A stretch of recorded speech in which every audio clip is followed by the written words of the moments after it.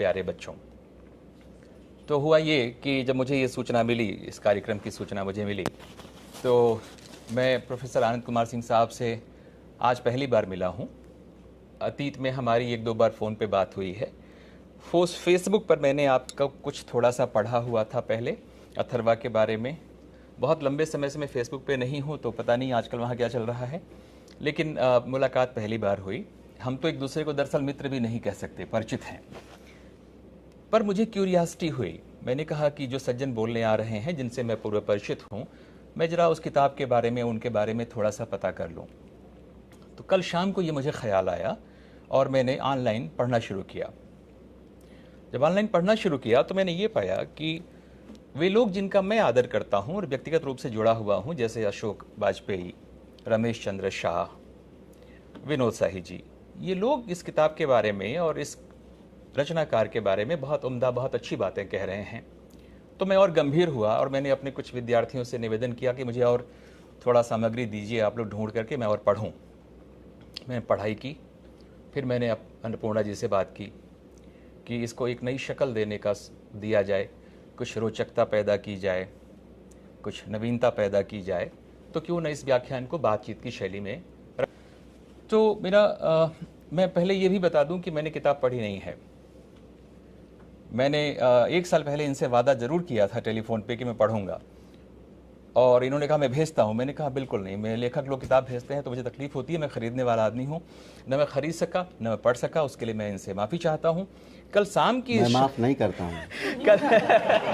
कल शाम की रिसर्च के बाद मुझे एहसास हुआ कि अब मैं ये किताब खरीदूंगा और पढ़ूंगा।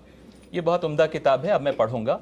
तो मेरी बातचीत जो है वो उपलब्ध मटेरियल्स पर मेरी पढ़ाई के आधार पे है। मैंने मूल किताब नहीं पढ़ी है, ये मेरा डिक्लेरेशन है, ठीक है।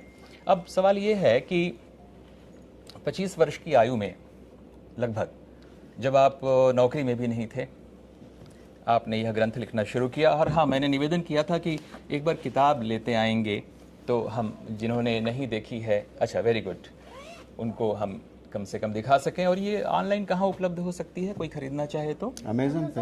अमेज़न पे है, अमेज़न पे है, बहुत बढ़िया। तो हम तो वहीं से लेंगे। तो जब आप नौकरी में नहीं थे, उम्र 25 वर्ष थी आपकी, आपने इसको लिखना शुरू किया। 50 वर्ष का होते होते लगभग इसको पूरा किया। और ये महाकाव्य है, 512 पेज का है। 2000 से अधिक कृतियां इसकी खरीद करके पढ़ी गई हैं। मैं जानना ये चाहता हूं कि अथर्वा की रचना आपने क्यों की और कैसे की। और ये इसलिए भी मैं जानना चाहता हूं कि आप अपनी किताब में कहते हैं, भाषा का संबंध बाजार जा चुका, रचना के सरोकार बंद हुए। ये आप कहते भी हैं, समझते हैं, फिर भी आपने रीलों वाले समय में महाकाव्य लिखा है। पहले तो क्यों लिखा किया और कैसे किया? हाँ, लिखना शुरू कर दिया था जी।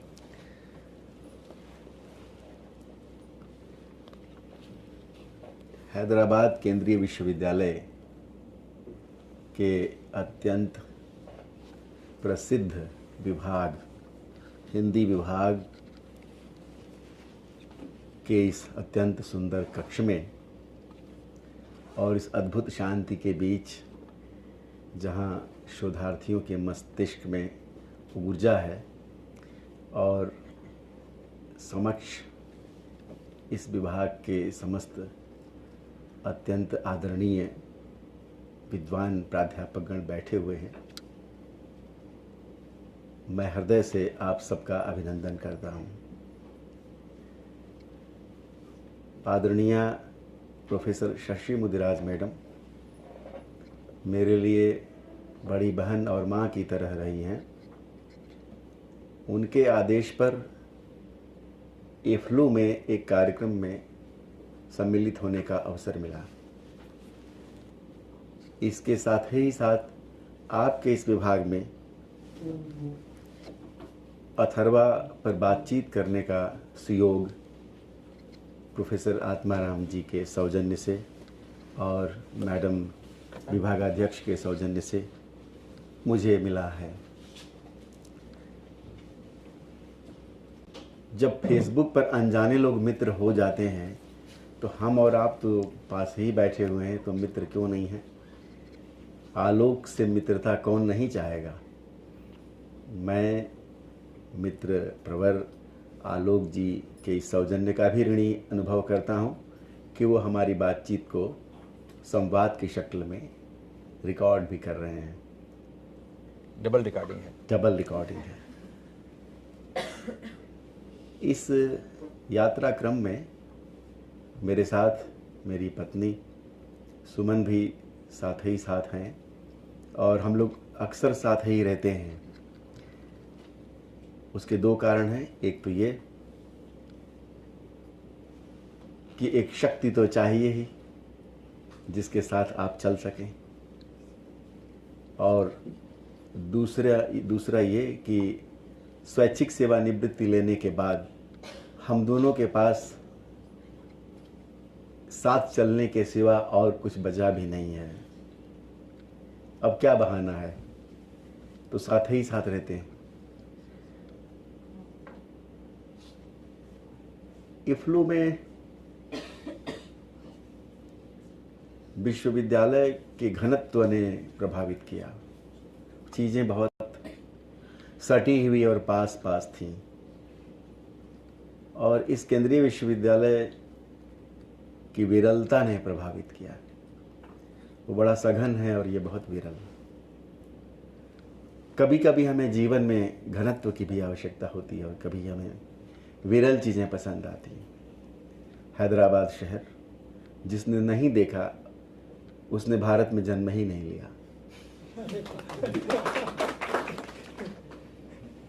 सारे 5 बड़े नगरों को पछाड़ता हुआ यह नगर अपने भाग्य को आजमा रहा है, और मुझे लगता है कि यह भारत का सौभाग्य होगा।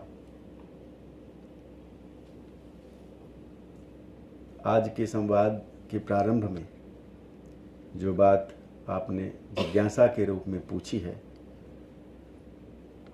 उसमें इतना कहना चाहूँगा कि कभी कभी जीवन में ऐसे क्षण आ जाते हैं जब हम नियति प्रेरित हो जाते हैं, आत्म प्रेरित कार्य नहीं कर पाते। जब मैं दिल्ली विश्वविद्यालय का छात्र था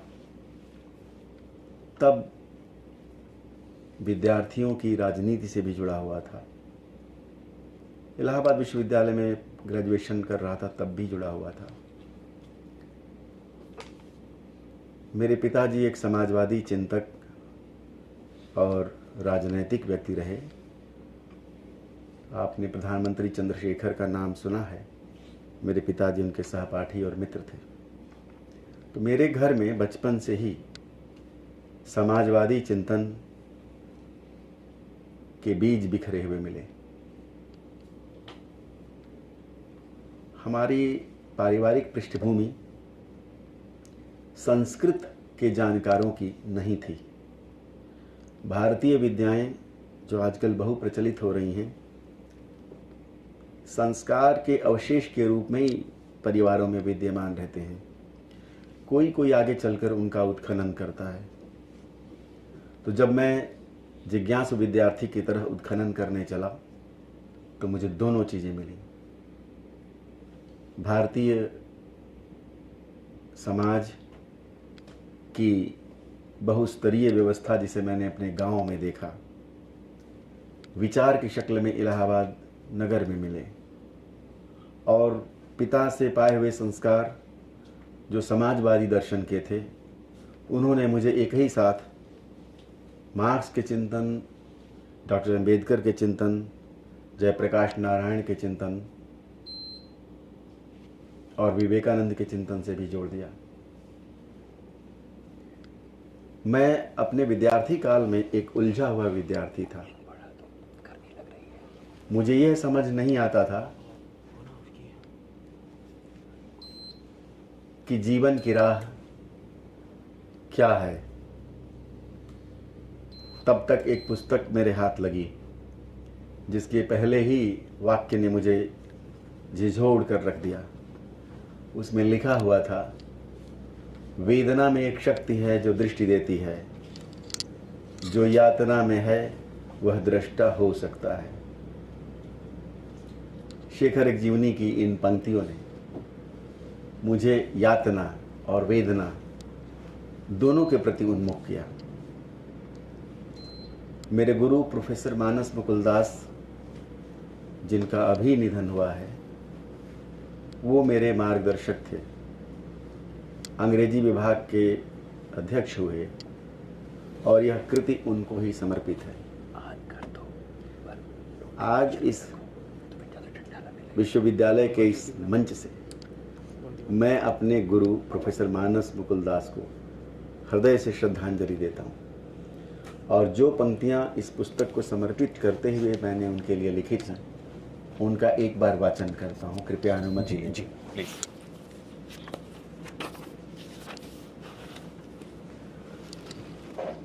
इसमें इस बात का भी उत्तर है कि यह क्यों लिखी गई। सौंप रहा हूं वही पुराना विस्मय, सौंप रहा हूं वही पुराना विस्मय, समा गया था अनजाने ही जो आंखों में,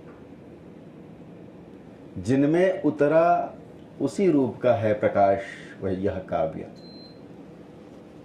जिनमें उतरा उसी रूप का है प्रकाश यह काव्य, समर्पित करता हूं मैं गंध अक्षत कुमकुम सा। क्या बात है। एक विस्मय जगाने का काम एक अच्छा शिक्षक करता है, और प्रोफेसर मानस मुकुलदास ने जीवन के प्रति मुझे विस्मय से भर दिया। उन्होंने कहा कि जो कंट्राडिक्शंस, विरोधाभास नजर आते हैं विवेकानंद और डॉक्टर अंबेडकर को लेकर, ये ऊपर की सतह पर हैं। जितनी गहरी प्रज्ञा विवेकानंद में है, उससे कम गहरी प्रज्ञा डॉक्टर अंबेडकर में नहीं है। और एक मुझे राह मिली कि क्या भारत की परंपरा, भारत की संस्कृति का एक समन्वय जिसे विवेकानंद ने प्रस्तुत किया और जिसे उनके सच्चे उत्तराधिकारियों ने आगे बढ़ाया, उनमें से एक प्रमुख उत्तराधिकारी मैं डॉक्टर अंबेडकर को भी मानता हूँ। मेरे लिए जीवन का सत्य श्रेय मार्ग और प्रिय मार्ग दोनों के संतुलन का रहा है। और भारत की प्रज्ञा यदि वैदिक ऋषियों के मस्तिष्क से ज्ञान निकाल कर लाती है, तो वह श्रमण परंपरा के हृदय से करुणा को भी मिलाना जानती है। बहुत बढ़िया। बिना इन दोनों के सहचरण, सम्मिलन, समायोजन और समन्वय से भारत का निर्माण नहीं हो सकता। यही बात स्वामी विवेकानंद में भी मैंने देखी और यही बात मैंने डॉक्टर अंबेडकर में भी देखी। इतिहास, साहित्य का विद्यार्थी होने के नाते मैंने इस दृष्टि से अपने आप को खोजने का प्रयत्न किया और दिल्ली विश्वविद्यालय में मैं जीवन के कुछ ऐसे अनुभवों से गुजरा जिसकी इंटेंसिटी के कारण मुझ में एक छोटी सी दृष्टि पैदा हुई। यह जो मानसिक यातना, वैचारिक यातना मैं झेलता रहा, उसके कारण बहुत कुछ पढ़ने, सीखने, समझने को मिला और हर उस बिंदु तक दौड़कर मैं गया। विषय के दृष्टिकोण से, विचार के दृष्टिकोण से, आविष्कार के दृष्टिकोण से, जहाँ भी मैं इस सम्मिलन को घटित होते देख सकता था और जहाँ भी मुझे जीवन का रहस्य अपने जैसा बनता हुआ लगता था, वहाँ मैं गया।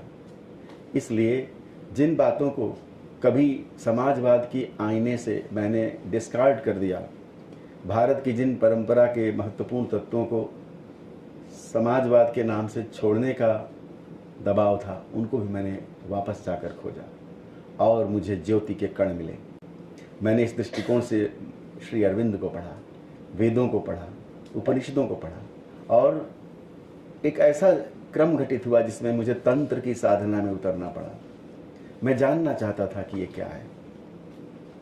यदि हिंदी साहित्य का आविर्भाव सिद्धों और तांत्रिकों के कारण हुआ है, 8वीं शताब्दी में, 9वीं शताब्दी में, 10वीं शताब्दी में हिंदी बन रही है, उस बनने में योगदान है सिद्धों का, नाथों का, जैन मुनियों का, वीर गाथा के लोगों का। ये सब चीज़ें जब हिंदी को मिला रही हैं तो वो केवल हिंदी नहीं है, वह भारत की आत्मा कहीं घुल मिल रही है, उसे जानने की ज़रूरत है। तो हिंदी साहित्य के विद्यार्थी के नाते इन सब पर मेरी दृष्टि गई और मैंने सबको पढ़ना शुरू किया। तो वही बात जो मेरे गुरु ने समझाई थी, वही बात वहाँ भी मुझे मिली, और उसी समन्वयशीलता के लिए मैंने एक प्रतीक चुना, विशाल वन का। एक बहुत बड़ा जंगल है जिसमें कहीं कोई रास्ता नहीं है, लेकिन हर जंगल में एक रास्ता होता है जिसे वनवासी जानते हैं। भारत की संस्कृति और परंपरा एक विराट जंगल की तरह है। हम अक्सर राह खो जाते हैं, लेकिन जब हम चलने लगते हैं तो फिर हम किनारे पर भी पहुंचते हैं, और उसके घटाटोप से कभी कभी हम इस तरह आक्रांत भी हो जाते हैं कि हमें लगने लगता है कि हम उस जंगल के पार्ट हैं, हम स्वयं वह जंगल हैं। फिर उपनिषदों में मुझे मिला कि जो यह सर्वसत्ता जिसने समस्त चीज़ों को प्रकट किया है, इसका एक कोई सुंदर नाम है, तो उसका नाम वन है। तर ही तद वनम नाम, उसका नाम ही वन है। उसको जानना बहुत कठिन है। सारे भौतिक शास्त्री उसको जानने की फिराक में अणु के भीतर अनुसंधान कर रहे हैं, और ब्रह्मांड के इतने महाविस्तार में दूर से दूर मल्टी मिरर टेलीस्कोप से भी देख नहीं पाते हैं। यह इतना विराट फैलाव क्या हमारी जिज्ञासा को जगाने के लिए पर्याप्त नहीं है? यह जंगल की तरह नहीं है, कोई राह नहीं है, लेकिन इसमें राह निकाली भी जाती है। दो पात्रों की मैंने कल्पना की, अथर्वा और दीर्घतमा। अथर्वा एक तरह का प्रश्नोत्तर का उत्तर देने वाला है, और दीर्घतमा जैसा कि नाम से स्पष्ट है, वो दीर्घकालीन अंधकार में पड़ा हुआ है। उन दोनों के डायलॉग से, उन दोनों के संवाद से यह कृति शुरू होती है, और अंत में दीर्घतमा भी ये बात कहता है कि जो अथर्वा, जिस वन का तुम अनुभव कर रहे हो और जिसके एकत्व का अनुभव करके तुम अपनी विराटता को प्रमाणित कर रहे हो, मैंने भी समझ लिया है कि मैं भी वही वन हूँ। इसलिए इस कृति का नाम है अथर्वा, मैं वही वन हूँ। दीर्घतमा हाशिए का पात्र है, छूटा हुआ पात्र है, अवहेलित पात्र है, वंचित पात्र है, जिज्ञासु पात्र है, अग्निधर्मा है, उसकी खोज चुकती रुकती नहीं है। अथर्वा बहुत करुणा से उसके प्रश्नों का उत्तर देते हैं, और वह धीरे धीरे उसी दिशा में चला जाता है। कहीं न कहीं यह दीर्घतमा मेरे मन के अंधकार का भी प्रतीक है, और कहीं न कहीं अथर्वा वह अंश है जो सभी गुरुजनों की वाणी से, उनके साहचर्य से मुझ में प्रकाशित हुआ। अंततः एक लेखक अपने ही भीतर की यात्रा करता है और अपने ही भीतर के मनोभावों को पात्रों के माध्यम से प्रकट करता है। लेकिन मुझे विश्वास है कि हम सबके भीतर जो एक दीर्घतमा है, जिसे प्रकाश की ज़रूरत है, आलोक की ज़रूरत है, उसे वह मिलता है यदि वह उस रास्ते पर निष्कलुष ढंग से चलता है, बिना किसी शक्ति के संधान के। मैं अंडरलाइन कर रहा हूँ, बिना किसी शक्ति के संधान के यदि वह समर्पित होकर चलता है, तो वह अनुभव कर लेता है कि वह भी वही है। बहुत बढ़िया। अहम ब्रह्मास्मि तत्त्वमसि, तो जो तत्त्वमसि है, तुम भी वही हो, मैं भी वही हूँ।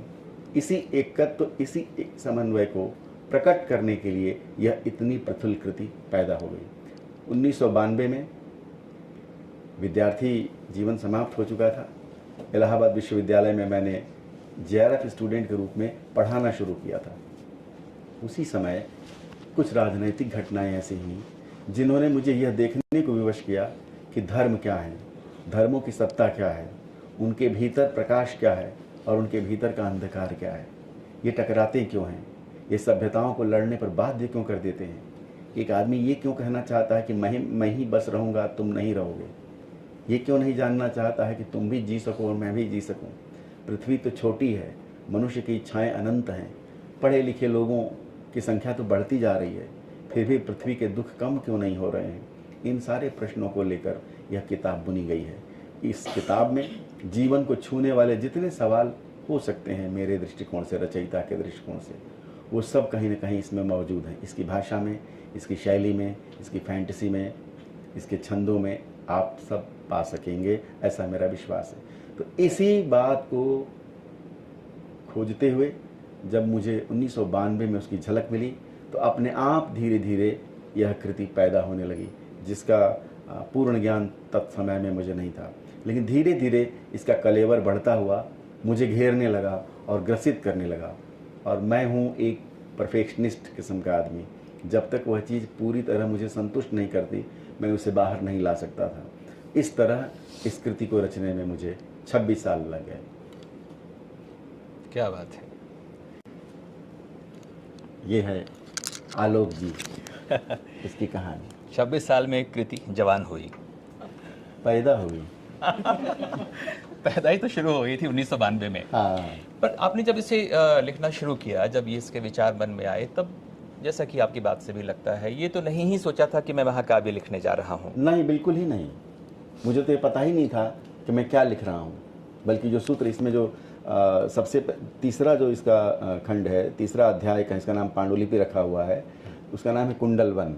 वही सबसे पहले आया। मैं स्वयं नहीं समझ सका कि ये क्या है, और बहुत लंबा आया और बहुत कठिन भाषा में आया।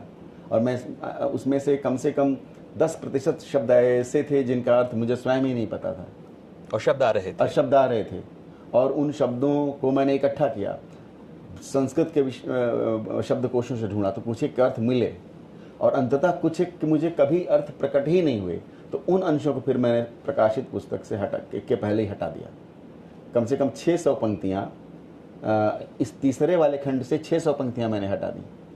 अगर मैंने जितना आया उतना लिखा होता तो ये 1000% से ज़्यादा होता।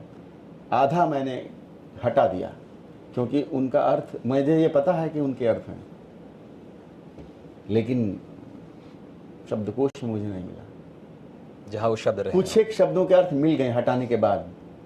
आगे कभी संस्करण बनाएंगे तो उनको जोड़ेंगे। तो ये कैसे हुआ? जैसे कहते हैं किताब उतरी, इल्हाम हुआ, अपौरुषीय है, इसको किस, क्योंकि आप तंत्र से भी जुड़े हुए हैं, इसी वजह से हुआ होगा। क्या था कि एक तो पढ़ने की मुझे भूख थी, और विद्यार्थियों को इस बात को ध्यान से सुनना चाहिए। बीए प्रथम वर्ष में पढ़ते हुए मैंने हर वर्ष किताबों की सूची बनाया करता था। 1000 पुस्तकों की सूची, 2000 किताबों की सूची, पूरा रजिस्टर भर डालता था, और उन किताबों को ही साल भर में ढूंढता रहता था, और उन्हीं को खोजता रहता था, और उनको पढ़ता रहता था। एमए करते हुए लगभग 10,000 पुस्तकों की सूची बनाकर पढ़ चुका था। उसके बाद गिनना मैंने छोड़ दिया। वाह। तो उसमें कोई विषय ऐसा नहीं है जिसकी सूची मेरे पास नहीं होती थी, क्योंकि मेरी जिज्ञासाएं अनंत थीं। कुछ इतिहास से पूरी होती थी, कुछ मनोविश्लेषण से पूरी होती थी, कुछ समाजशास्त्र से पूरी होती थी, कुछ दर्शन शास्त्र से होती थी, कुछ तर्क शास्त्र से होती थी, कुछ फिजिक्स से होती थी। फिजिक्स का मैंने सिलसिलेवार 6 वर्षों तक अध्ययन किया, जिसमें आज मास्टर डिग्री लेने वाले फिजिक्स के विद्यार्थी भी उन चीज़ों को नहीं पढ़ते हैं जिसको मुझे पढ़ना पड़ा। उनकी किताबों में भी अंश आए ही नहीं है। मनोविज्ञान में अभी वो अंश आए ही नहीं है पाठ्यक्रम में, जिसको पढ़ना मजबूरी है, और जो अभी जो चीज़ जा रही है। जैसे मान लीजिए स्पेक्ट्रम साइकोलॉजी की कोई चर्चा अभी भी भारतीय विश्वविद्यालयों में कम ही है, नहीं है। इसी तरह से डेविड बोम और कृष्णमूर्ति की बातचीत करने वाली जो किताब है एंडिंग ऑफ टाइम, उससे संबंधित थियरी, जिसको स्ट्रिंग थियरी तक तो आ गई है, लेकिन उससे फर्मियंस वगैरह तो आ गया है, लेकिन शार्मोन थियरी अभी नहीं आई है पढ़ाने के क्रम में। लेकिन जब आप पढ़ने को जाते हैं तो वो सब भी मिलती है। क्यों? इसलिए मैं जानना चाहता था कि अंतिम पदार्थ क्या है। पदार्थवाद पर बहुत सी चीज़ें टिकी हुई हैं, लेकिन मैं जानना चाहता था, इसलिए आइंस्टीन को पढ़ना ज़रूरी हो गया, हरमन मिन्कोवस्की को पढ़ना ज़रूरी हो गया, मैक्स प्लांक को पढ़ना ज़रूरी हो गया, जेफ्री च्यू को पढ़ना ज़रूरी हो गया, डेविड बोम को पढ़ना ज़रूरी हो गया। इसलिए मैंने पढ़ा। मैं तो हिंदी का विद्यार्थी था, पढ़ता रहा, मनन करता रहा। तब मुझे उपनिषद की पंक्तियाँ याद आईं। आधुनिक भौतिक विज्ञान कहता है कि जिसको हम पदार्थ को सत्य मानते हैं, यह पदार्थ बचता ही नहीं है। पदार्थ एक संघनन है, एक क्रिया है। और आइजनबर्ग ने ही अनसर्टेनिटी प्रिंसिपल दिया, प्रिंसिपल ऑफ अनसर्टेनिटी, अनिश्चितता का सिद्धांत। पदार्थ कण है कि तरंग है, स्पष्ट नहीं है। फिजिक्स को स्पष्ट नहीं है। प्रिय मित्रों, हिंदी के विद्यार्थियों, आधुनिक भौतिक विज्ञान कहता है कि पदार्थ स्पष्ट नहीं है कि क्या है। जिसको इलेक्ट्रॉन के रूप में हम देखते हैं, वो केवल नेगेटिवली चार्ज पार्टिकल्स हैं, चार्जेज हैं जिनको हम पकड़ नहीं सकते, कल्पना है, कंजेक्चर्स हैं। बबल चैम्बर में पदार्थ के सूक्ष्मतम अंश को नहीं देखा जा सकता, वो सब्जेक्टिव हो जाता है। यदि आप कण के रूप में देखना चाहते हैं तो कण की तरह बिहेव करता है, तरंग के रूप में देखना चाहते हैं तो तरंग के रूप में बिहेव करता है। अस्पष्ट है कि दरअसल बिहेव कैसे करेगा, जबकि हम विज्ञान को कहते हैं यह ऑब्जेक्टिव है और सारे वैज्ञानिक कह रहे हैं कि पदार्थ जो है सब्जेक्टिव है। तो मुझे याद आया बौद्ध धर्म के अवतंसक शाखा का सूत्र, जिसमें कहा गया है कि पदार्थ जो है ऑकरेंस है। ऑकरेंस का मतलब क्या? चित्त जहां आपका रुक गया, विवेक जहां आपका रुक गया और देखा, वही सत्य है। बाकी क्या सत्य है कहा नहीं जा सकता, वो विराट जंगल है। तो जो लोग किसी सिद्धांत को पकड़कर बैठ जाते हैं, किसी वाद को पकड़कर रुक जाते हैं, वो उस वन को नहीं जानते। चिल्लाने से वन को नहीं जाना जा सकता, नारेबाजी से वन को नहीं जाना जा सकता, आत्मा को समर्पित होकर देखने से वन को जाना जा सकता है। बुद्ध ने कहा था आत्मदीपो भव, अपना दीपक बनना पड़ेगा और ये बहुत बड़ी मशाल है। इसलिए जो हमें अपनी लालटेन और टॉर्च थमा रहा है, प्रेम पूर्वक उसको विदा कर दें। क्षमा करें महोदय, मैं अपनी लालटेन जलाऊंगा, उसमें मैं बत्ती उकसाऊंगा, मैं स्वयं हूँ, दीपक हूँ, जल सकता हूँ। तो फिर हमारा शोषण नहीं हो कर सकता कोई। विज्ञान, धर्म और राजनीति के कोई भी अलंबरदार हमारा शोषण नहीं कर सकते। हम क्यों अपनी चेतना को किसी के दूसरे के हाथों में गिरवी रखें? हम क्यों न स्वयं चलें देखने के लिए? इसी जिज्ञासा को लेकर के दीर्घतमा कहीं समर्पण नहीं करता और अथर्वा से प्रश्न पर प्रश्न पर प्रश्न पर प्रश्न पूछता ही चला जाता है, यहाँ तक कि उसका भी निषेध करता है। लेकिन जब वो पा लेता है तब वो चुप हो जाता है, कहता है कि सत्य तो है और इस सत्य तक हमें जाना चाहिए और पहुंचना। ये हमारा अपना अधिकार है। इस प्रकृति पर, इस पृथ्वी पर हम आए हैं अपने सत्य को जानने के लिए, दूसरे के सत्य को ढोने के लिए हम नहीं आए हैं। वो सब परकीय है, वो उतना ही भर सहायक है जहाँ तक हमारी चेतना उद्दीप्त नहीं हुई है। और यदि हमारी चेतना की आग को बुझाने का काम वो करता है तब हमारे लिए काम की चीज़ नहीं है। आग हर चीज़ में बताई गई थी, चंद्रकांत देवताले ने कहा था, बताई तो गई थी, लेकिन बुझाने वाले भी लोग बाल्टी लेके हैं, मग्गा लेके, जहां जल रही वहां डाल दो।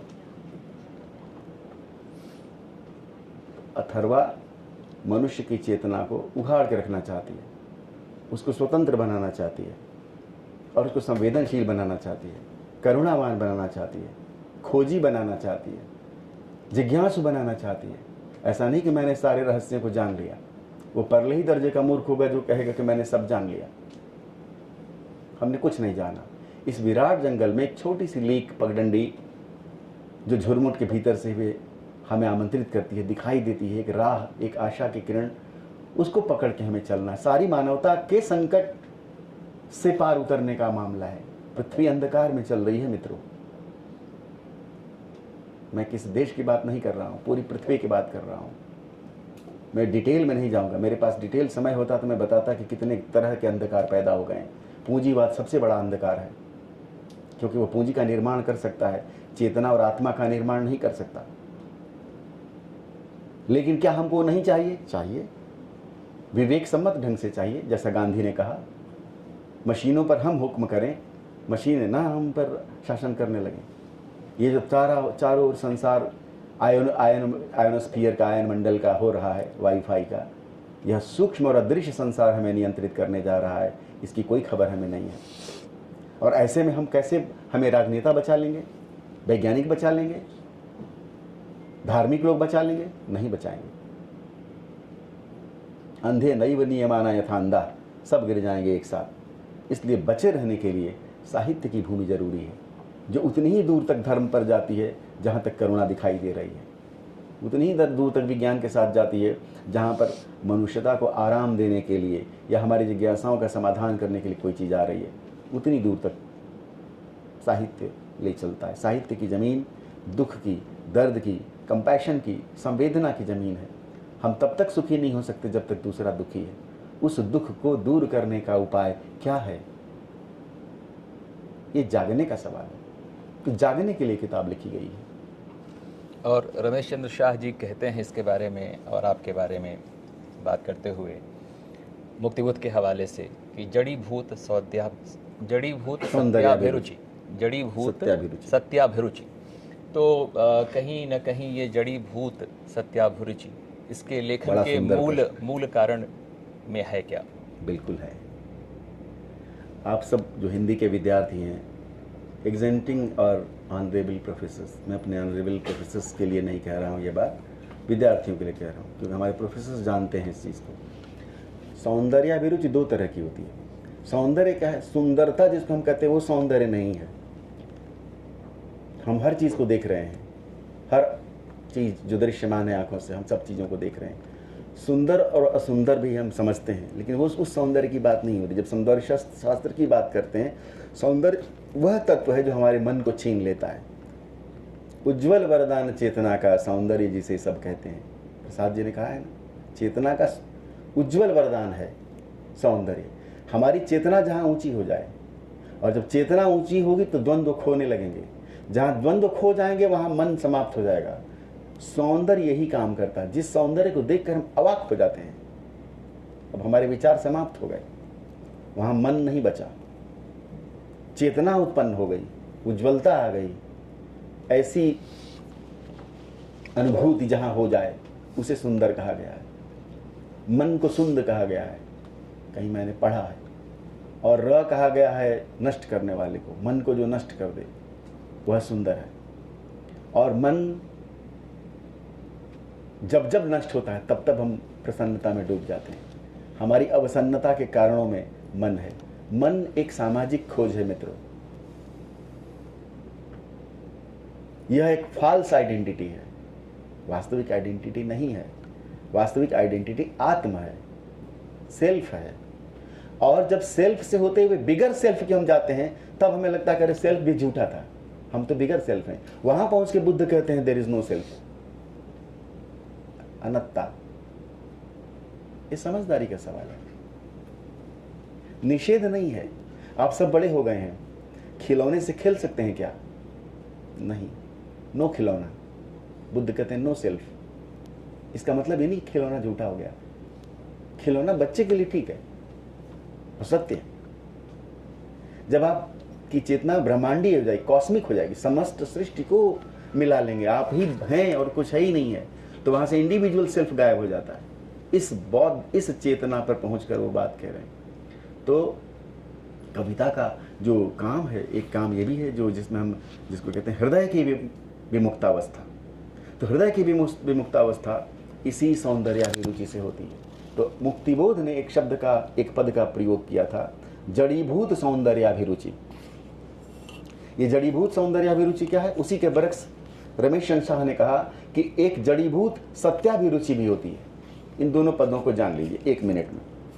जड़ीभूत सौंदर्याभिरुचि वहाँ होती है कि जब हम सौंदर्य का साहित्य में वर्णन करते हैं, जिससे हम सौंदर्य का अनुमान लगाते हैं, यदि हर कवि बार बार उसी शैली में, उन्हीं शब्दावलियों में वही बात प्रस्तुत करने लगता है, तो वह सौंदर्याभिरुचि जड़ हो जाती है। फिर उसमें सौंदर्य दिखाई नहीं देता। बार बार किसी के चेहरे को चांद कहा जाए, तो अब चेहरे को चांद कहा जाएगा तो हमको चेहरे का सौंदर्य समझ में नहीं आएगा, क्योंकि बार बार कहा जा रहा है। फिर आगे को आना पड़ता है। हाँ, और ये रमेश चंद्र शाह कहते हैं कि जब एक ही सत्य को बार बार कहा जाए, जैसे प्रगतिवादी कविता ने किया। समाज शोषक शोषित में विभक्त है, कविता वही है जो शोषित के पक्ष में हो। बार बार बेसहारा गरीब पर हम कविता निराला लिख रहे थे, सौंदर्य था। बार बार जब आप वही करते हैं, तो जो सत्य की अभिरुचि है वह भी जड़ीभूत होने लगती है। तब आपको सत्याभिरुचि का भी संधान करना पड़ता है। जैसे सौंदर्याभिरुचि के लिए नए उपमान लाने पड़ेंगे सुंदरता को कहने के लिए। कहते हैं, अज्ञे का उदाहरण दिया कि अगर मैं तुमको ललाती सांझ के नभ की अकेली तारिका अब नहीं कहता, या कि कलगी बाजरे की नहीं, या कि चंपे की कली चंपे की वगैरह, तो नहीं कारण कि मेरा प्यार उथला या कि सुना है, बल्कि केवल यही ये उपमान मैले हो गए। देवता इन प्रतीकों से कर गए हैं कूच। कभी बासन अधिक घिसने से मुलम्मा छूट जाता है। तो जब अधिक घिसा तो छूटा। हालांकि इसके विरोध में भी लोगों ने कहा कि भाई बासन से घिसने से तो चमकता है, लेकिन कलईदार बासन जो है छूट जाता है, बात यह है। तो बहरहाल, तो सौंदर्याभिरुचि जिस तरह से उसको नवीकृत करने की आवश्यकता होती है, और बड़े कवियों ने काम यही किया। एक कवि से दूसरे कवि का क्या अंतर है, प्रेम की कविता वो भी लिख रहा है, वो भी लिख रहा है, तो वो जो जिस शैली में आप लिखेगा वो उसको नया तेवर देगा, नई शब्दावली, नई पद योजना लाएगा। इसी तरह से एक और कवि की पहचान है, बड़े कवि की पहचान ये भी है कि वह सत्याभिरुचि को भी बदल दे।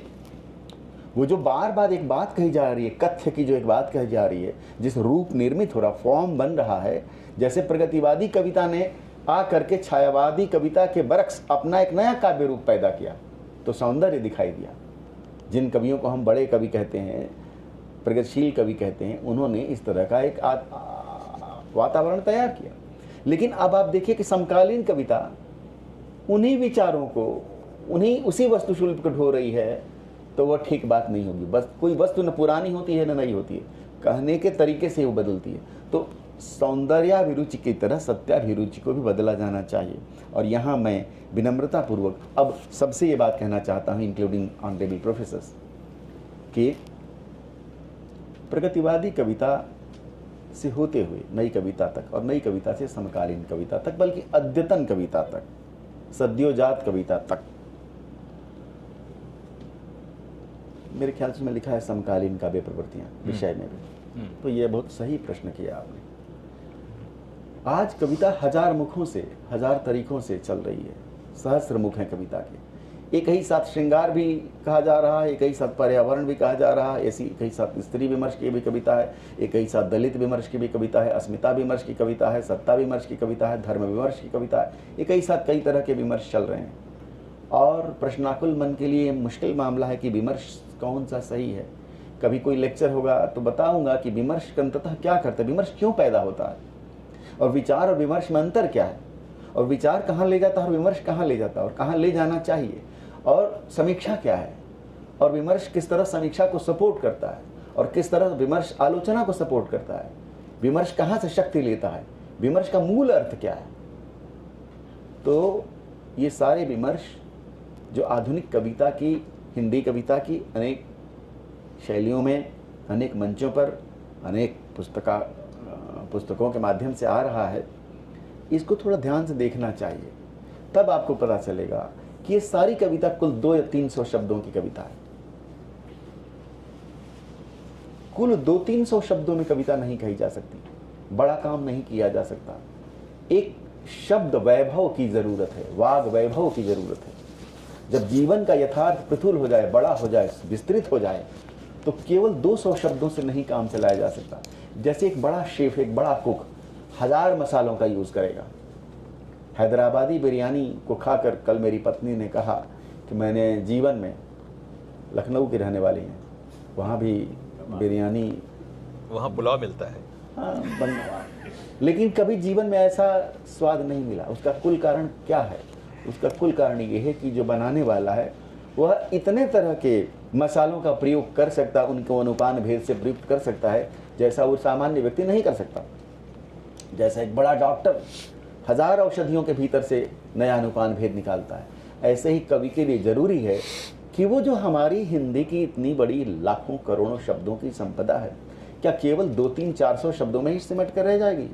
मैं तो आपसे ये कहना चाहता हूँ कि कामायनीकार जयशंकर प्रसाद ने अकेले कामायनी में 1000 शब्द नए दिए हैं। मुक्तिबोध की कविताओं के आधार पर शब्दों की एक सूची बनाइए, 1000 नए शब्द हैं। नरेश मेहता के 1000 नए शब्द हैं, अज्ञेय के 1000 नए शब्द हैं, कुंवर नारायण में भी कुछ शब्द मिलेंगे आपको। लेकिन आप देखिए धीरे धीरे जो कवि हैं, जिनको हम बड़ा कवि कहने लगे, आदि हो गए हैं या डाल दिए गए हैं कहते कहते, उनकी शब्द संपदा देखिए।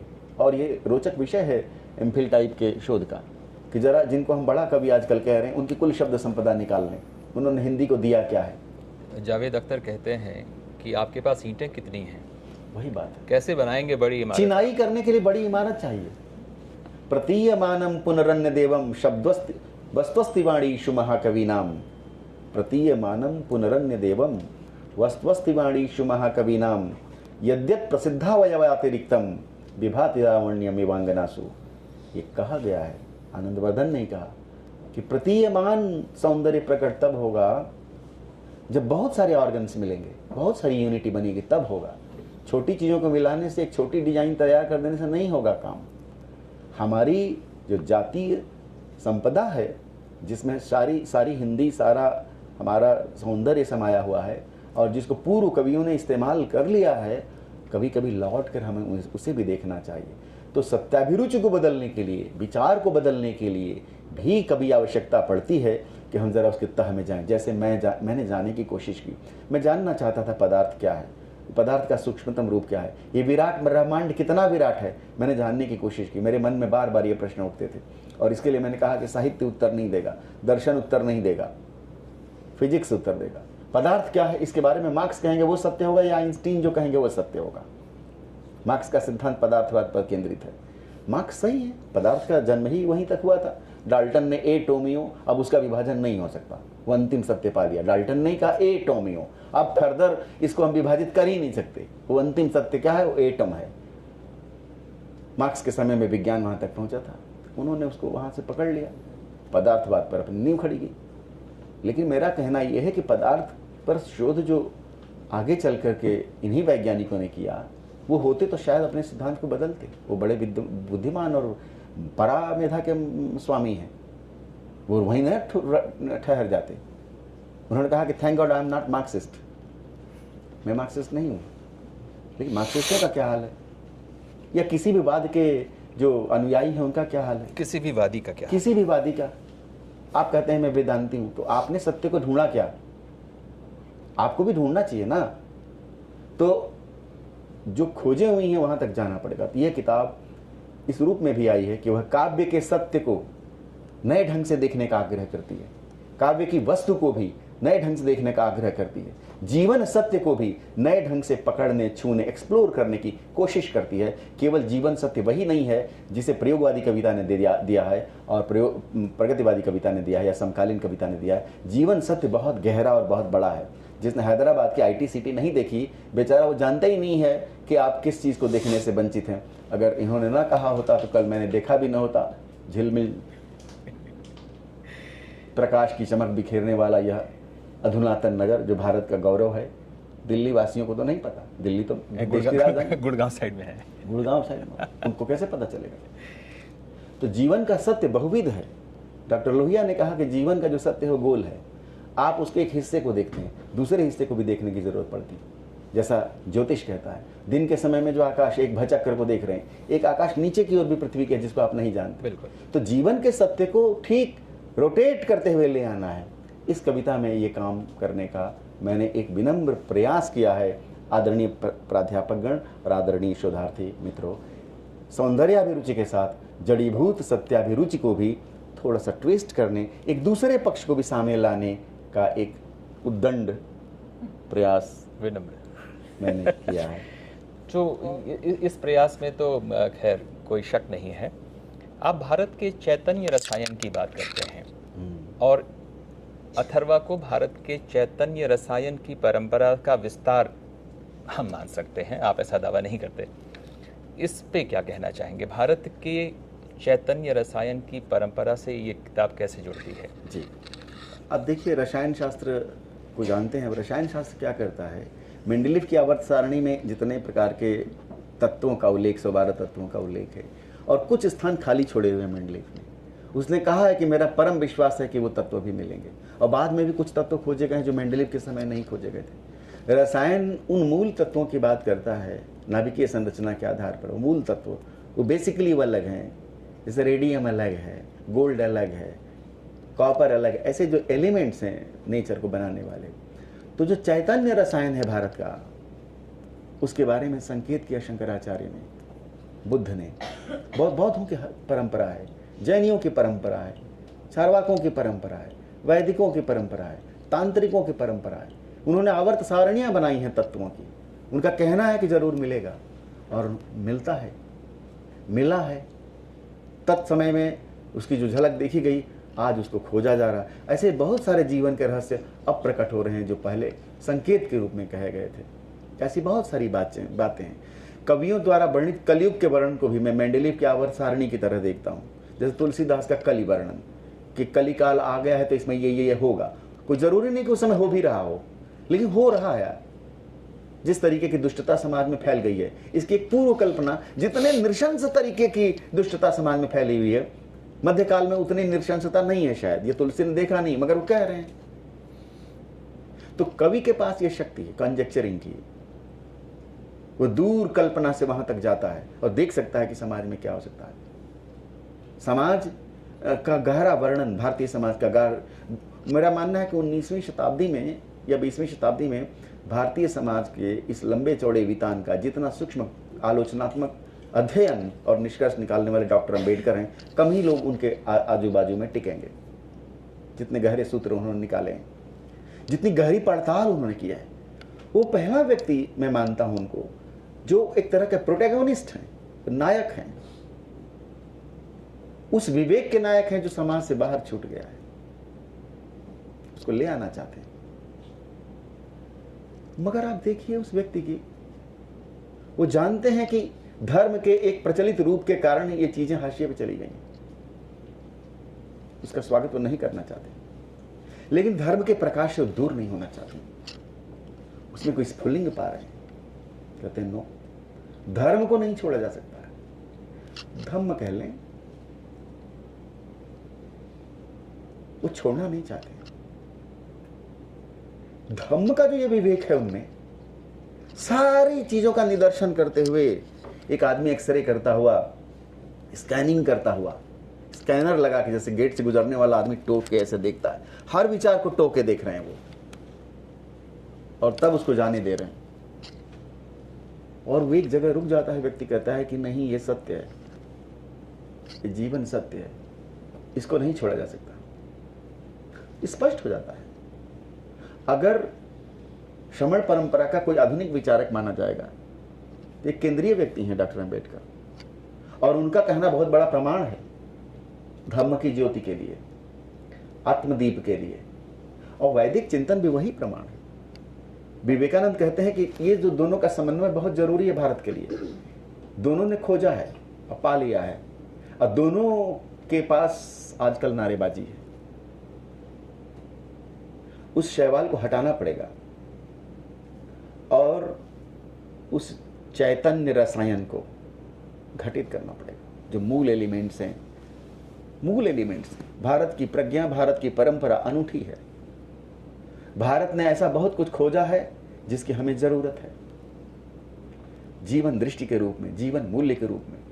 जिस धर्म की खोज की, दशकम धर्म लक्षण, धर्म के लक्षण की बात कही, सत्य, दया, प्रेम, अहिंसा, शौच, दया, दमन, इंद्रिय निग्रह, धैर्य, शम, दम, ये धर्म के दशकम धर्म लक्षण, धर्म के लक्षण है। मनु कहते हैं, ये मनुस्मृति में बात आ रही है, ये धर्म के लक्षण है। खोजा गया है, लेकिन बहुत सारी चीजें जो खोज दी गई हैं उनका हम दुरुपयोग कर रहे हैं। हम हर चीज का दुरुपयोग करने पर उतारू हैं, इस या उस कारण से। लाइट का आविष्कार या इलेक्ट्रिसिटी का आविष्कार सर्कस में शेर पर बिजली के कोड़े बरसाकर उसको नमस्ते कराने के लिए तो नहीं हुआ है ना, मगर हम कर रहे हैं ना।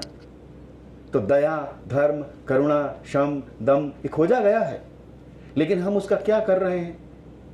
बहुत कुछ तो करने वालों पर ही निर्भर करता है ना।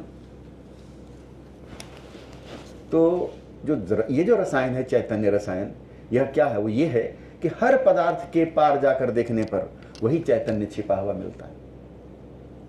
पदार्थ के पार जाकर देखने की दृष्टि ही भारत की मूल दृष्टि है। अन्य सभ्यताएं पदार्थ पर रुक जाती हैं, पदार्थ का अतिक्रमण नहीं करती। भारतीय संस्कृति इंक्लूडिंग ईच एंड एवरीथिंग, सारी परंपराएं चैतन्य पुरुष को पाना चाहती हैं। यहां तक कि जो आदिवासी संस्कृति है, वह भी आदिवासी के देवलोक को अगर आप देखेंगे, उसका देवलोक है, और देवलोक से कंटिन्यूम है संबंधों का। वो कहीं भी घर से भी बाहर जाएगा तो अपने पूर्वज से अनुमति लेके जाएगा, हर चीज आएगा तो बता के जाएगा। There is a kind of continuum within the life of a tribal person and with them who have departed from the world। उस कंटिन्यूम को, सातत्य का अनुभव करता है। हम भी करते थे पितरों की पूजा, पितृपूजन, ये रहा है। हम अपने पूर्वजों को भूलना नहीं चाहते, हम उनके सातत्य में रहना चाहते हैं। अब हमारी दृष्टि केवल पदार्थ पर टिकी हुई है। जो दिखता है बस वही सत्य है, जिसको हम पश्चिम में पॉजिटिविज्म कहते हैं। चक्षु जहां तक देख पा रहे हैं वहीं तक सत्य नहीं है। कांट ने कहा कि देयर आर फेनोमिनल रियलिटीज जो हमारी चेतना से बाहर हैं। हमको एक अलग डायमेंशन चाहिए चेतना का। मैक्स प्लांक जैसा फिजिसिस्ट कह रहा है कि चेतना के चौथे आयाम के बिना हम जगत को पूरा समझ नहीं सकते, और चेतना का चौथा आयाम काल है, जिसको भारतीय संस्कृति में तुरीय अवस्था, बौद्ध प्रज्ञा में सम्यक ध्यान कहा गया है। बिना उसके हम नहीं जाग सकते, न हम देख सकते हैं। हम पीछे क्या छुपा हुआ है, जो सत्याभिरुचि बदली गई है, एक और आयाम है इस पृथ्वी के गोलार्ध का, उसको भी देखना पड़ेगा, और उसके लिए एक दूसरा आयाम चेतना का चाहिए। तो चैतन्य रसायन से मेरा तात्पर्य यही है कि हम केवल पदार्थ पर न टिकें। भारत की प्रज्ञा ने जिसको खोजने की कोशिश की, सभी धाराओं ने, उसको हम विस्मृत ना करें। इस या उस राजनैतिक विवाद या कारण से हम उसे नष्ट ना करें।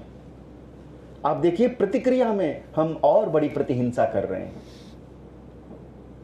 हम अधिक उद्दंड हो रहे हैं, हम अधिक अकरुण हो रहे हैं।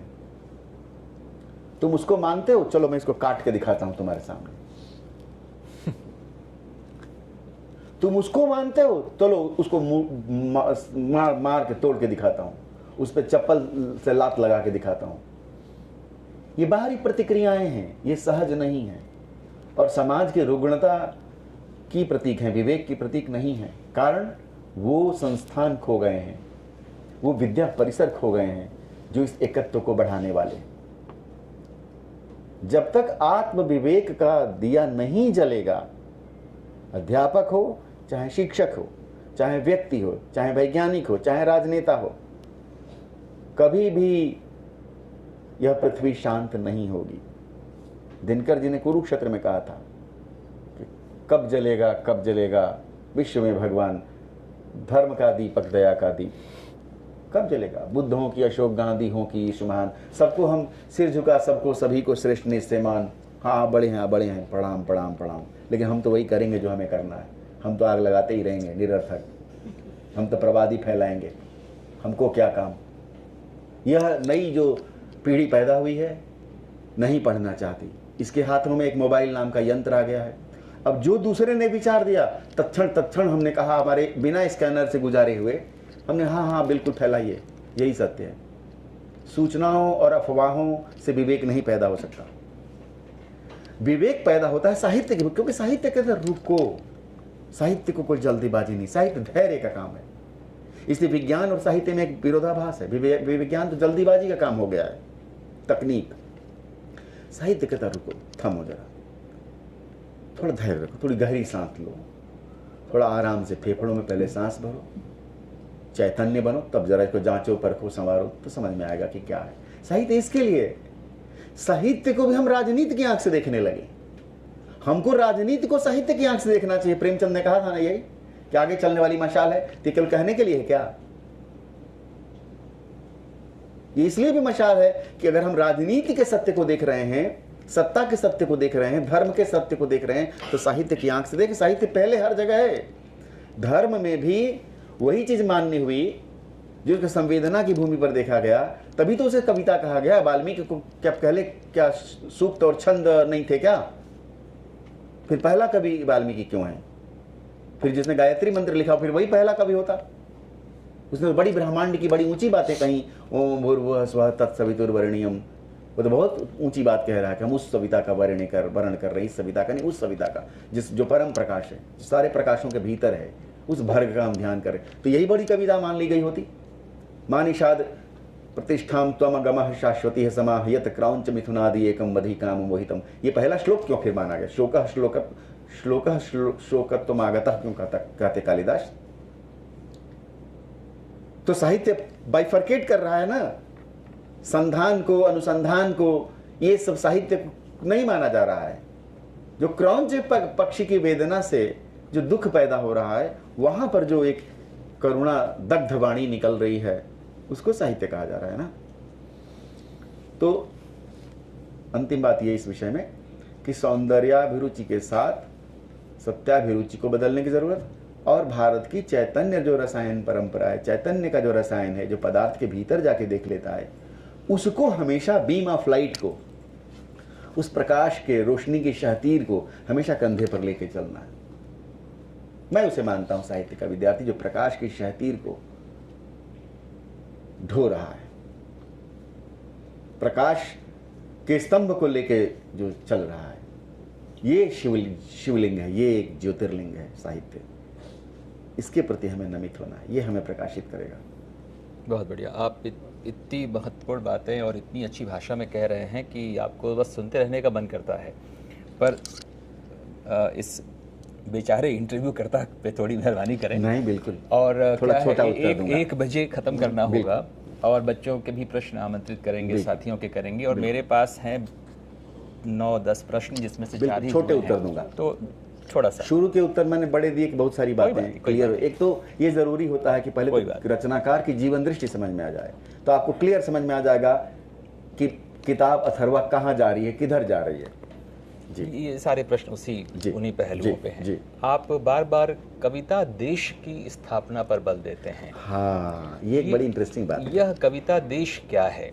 और कहीं जो सारी समस्याएं, जो दुष्टता, जो अंधेरापन, जो दीर्घतम है, उसका उत्तर इस कविता देश में है क्या? ऐसा लगता है कि आपको? ये एक देखिए, जैसे थॉमस मोर ने यूटोपिया बनाई थी, ऐसे ही जैसे इसी तेलुगु भाषा के महान कवि शेषेंद्र शर्मा ने कवि सेना बनाई थी, ठीक उसी तरह से मैंने एक कविता देश बनाया है।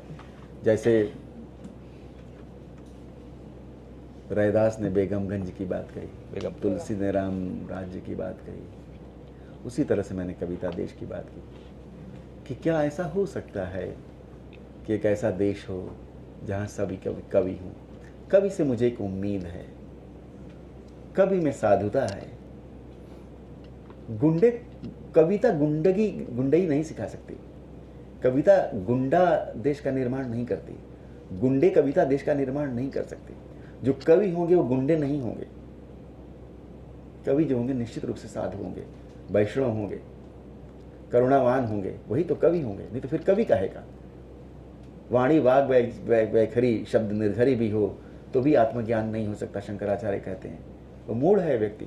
वाणी हो सकता है बड़ी उद्दीप्त हो सकता है कि निर्झर की तरह झर रही हो, और समग्र गीता भी कंठस्थ हो सकती है, और कंप्यूटर को तो सब कंठस्थ है, मगर आत्म प्रकाशक चैतन्य की बात कही गई है। देखिए मित्रों, विद्यार्थियों, बच्चे बच्चियों, चैतन्य तत्व क्या है?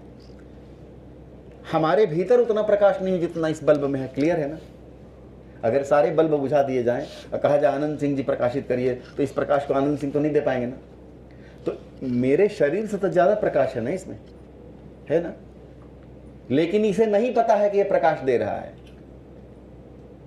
ठीक है, बिल्कुल, ये प्रकाश दे रहा है लेकिन इसे पता नहीं है। तो भारतीय तंत्र साधना में इसे संवित चित्त कहा गया। संवित चित्त वो होता है जिसे पता है कि वो प्रकाश दे रहा है, प्रकाश उसके भीतर है, वो दे सकता है। ये बुझा हुआ तो भी ये नहीं जानता कि ये प्रकाश दे सकता है, इसे कुछ पता नहीं है। ये संवित प्रकाश नहीं है। संवित प्रकाश का नाम चैतन्य। चैतन्य माने जो जानता है कि वह प्रकाश दे सकता है।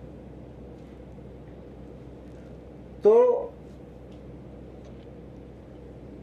ये जो आपने कविता देश की बात कही, वो यही है कि जिसके नागरिकों में संवित प्रकाश हो। जहां संवित प्रकाश होगा वह जानबूझकर गलती नहीं करेगा। हर गलती करने के लिए थोड़ी मूर्खता चाहिए, थोड़ी बेहोशी चाहिए। हर गलती करने वाला थोड़ी देर बाद कहता है कि पता नहीं कैसे मुझसे हो गया। कोई ऐसी बेहोशी का अनजाना क्षण था जहां यह घटित हुआ। मैं उस चैतन्य राज्य की बात कर रहा हूं जहां गलती ना होती हो, जहां न पहुंचे रवि वहां पहुंचे कवि।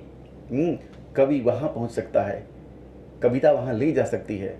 कविता में वह शक्ति है जो हमें वहां तक की यात्रा करा सकती है। मैंने बार बार सोचा है कि मनुष्य की जितनी सुंदर और कोमल भावनाएं हैं,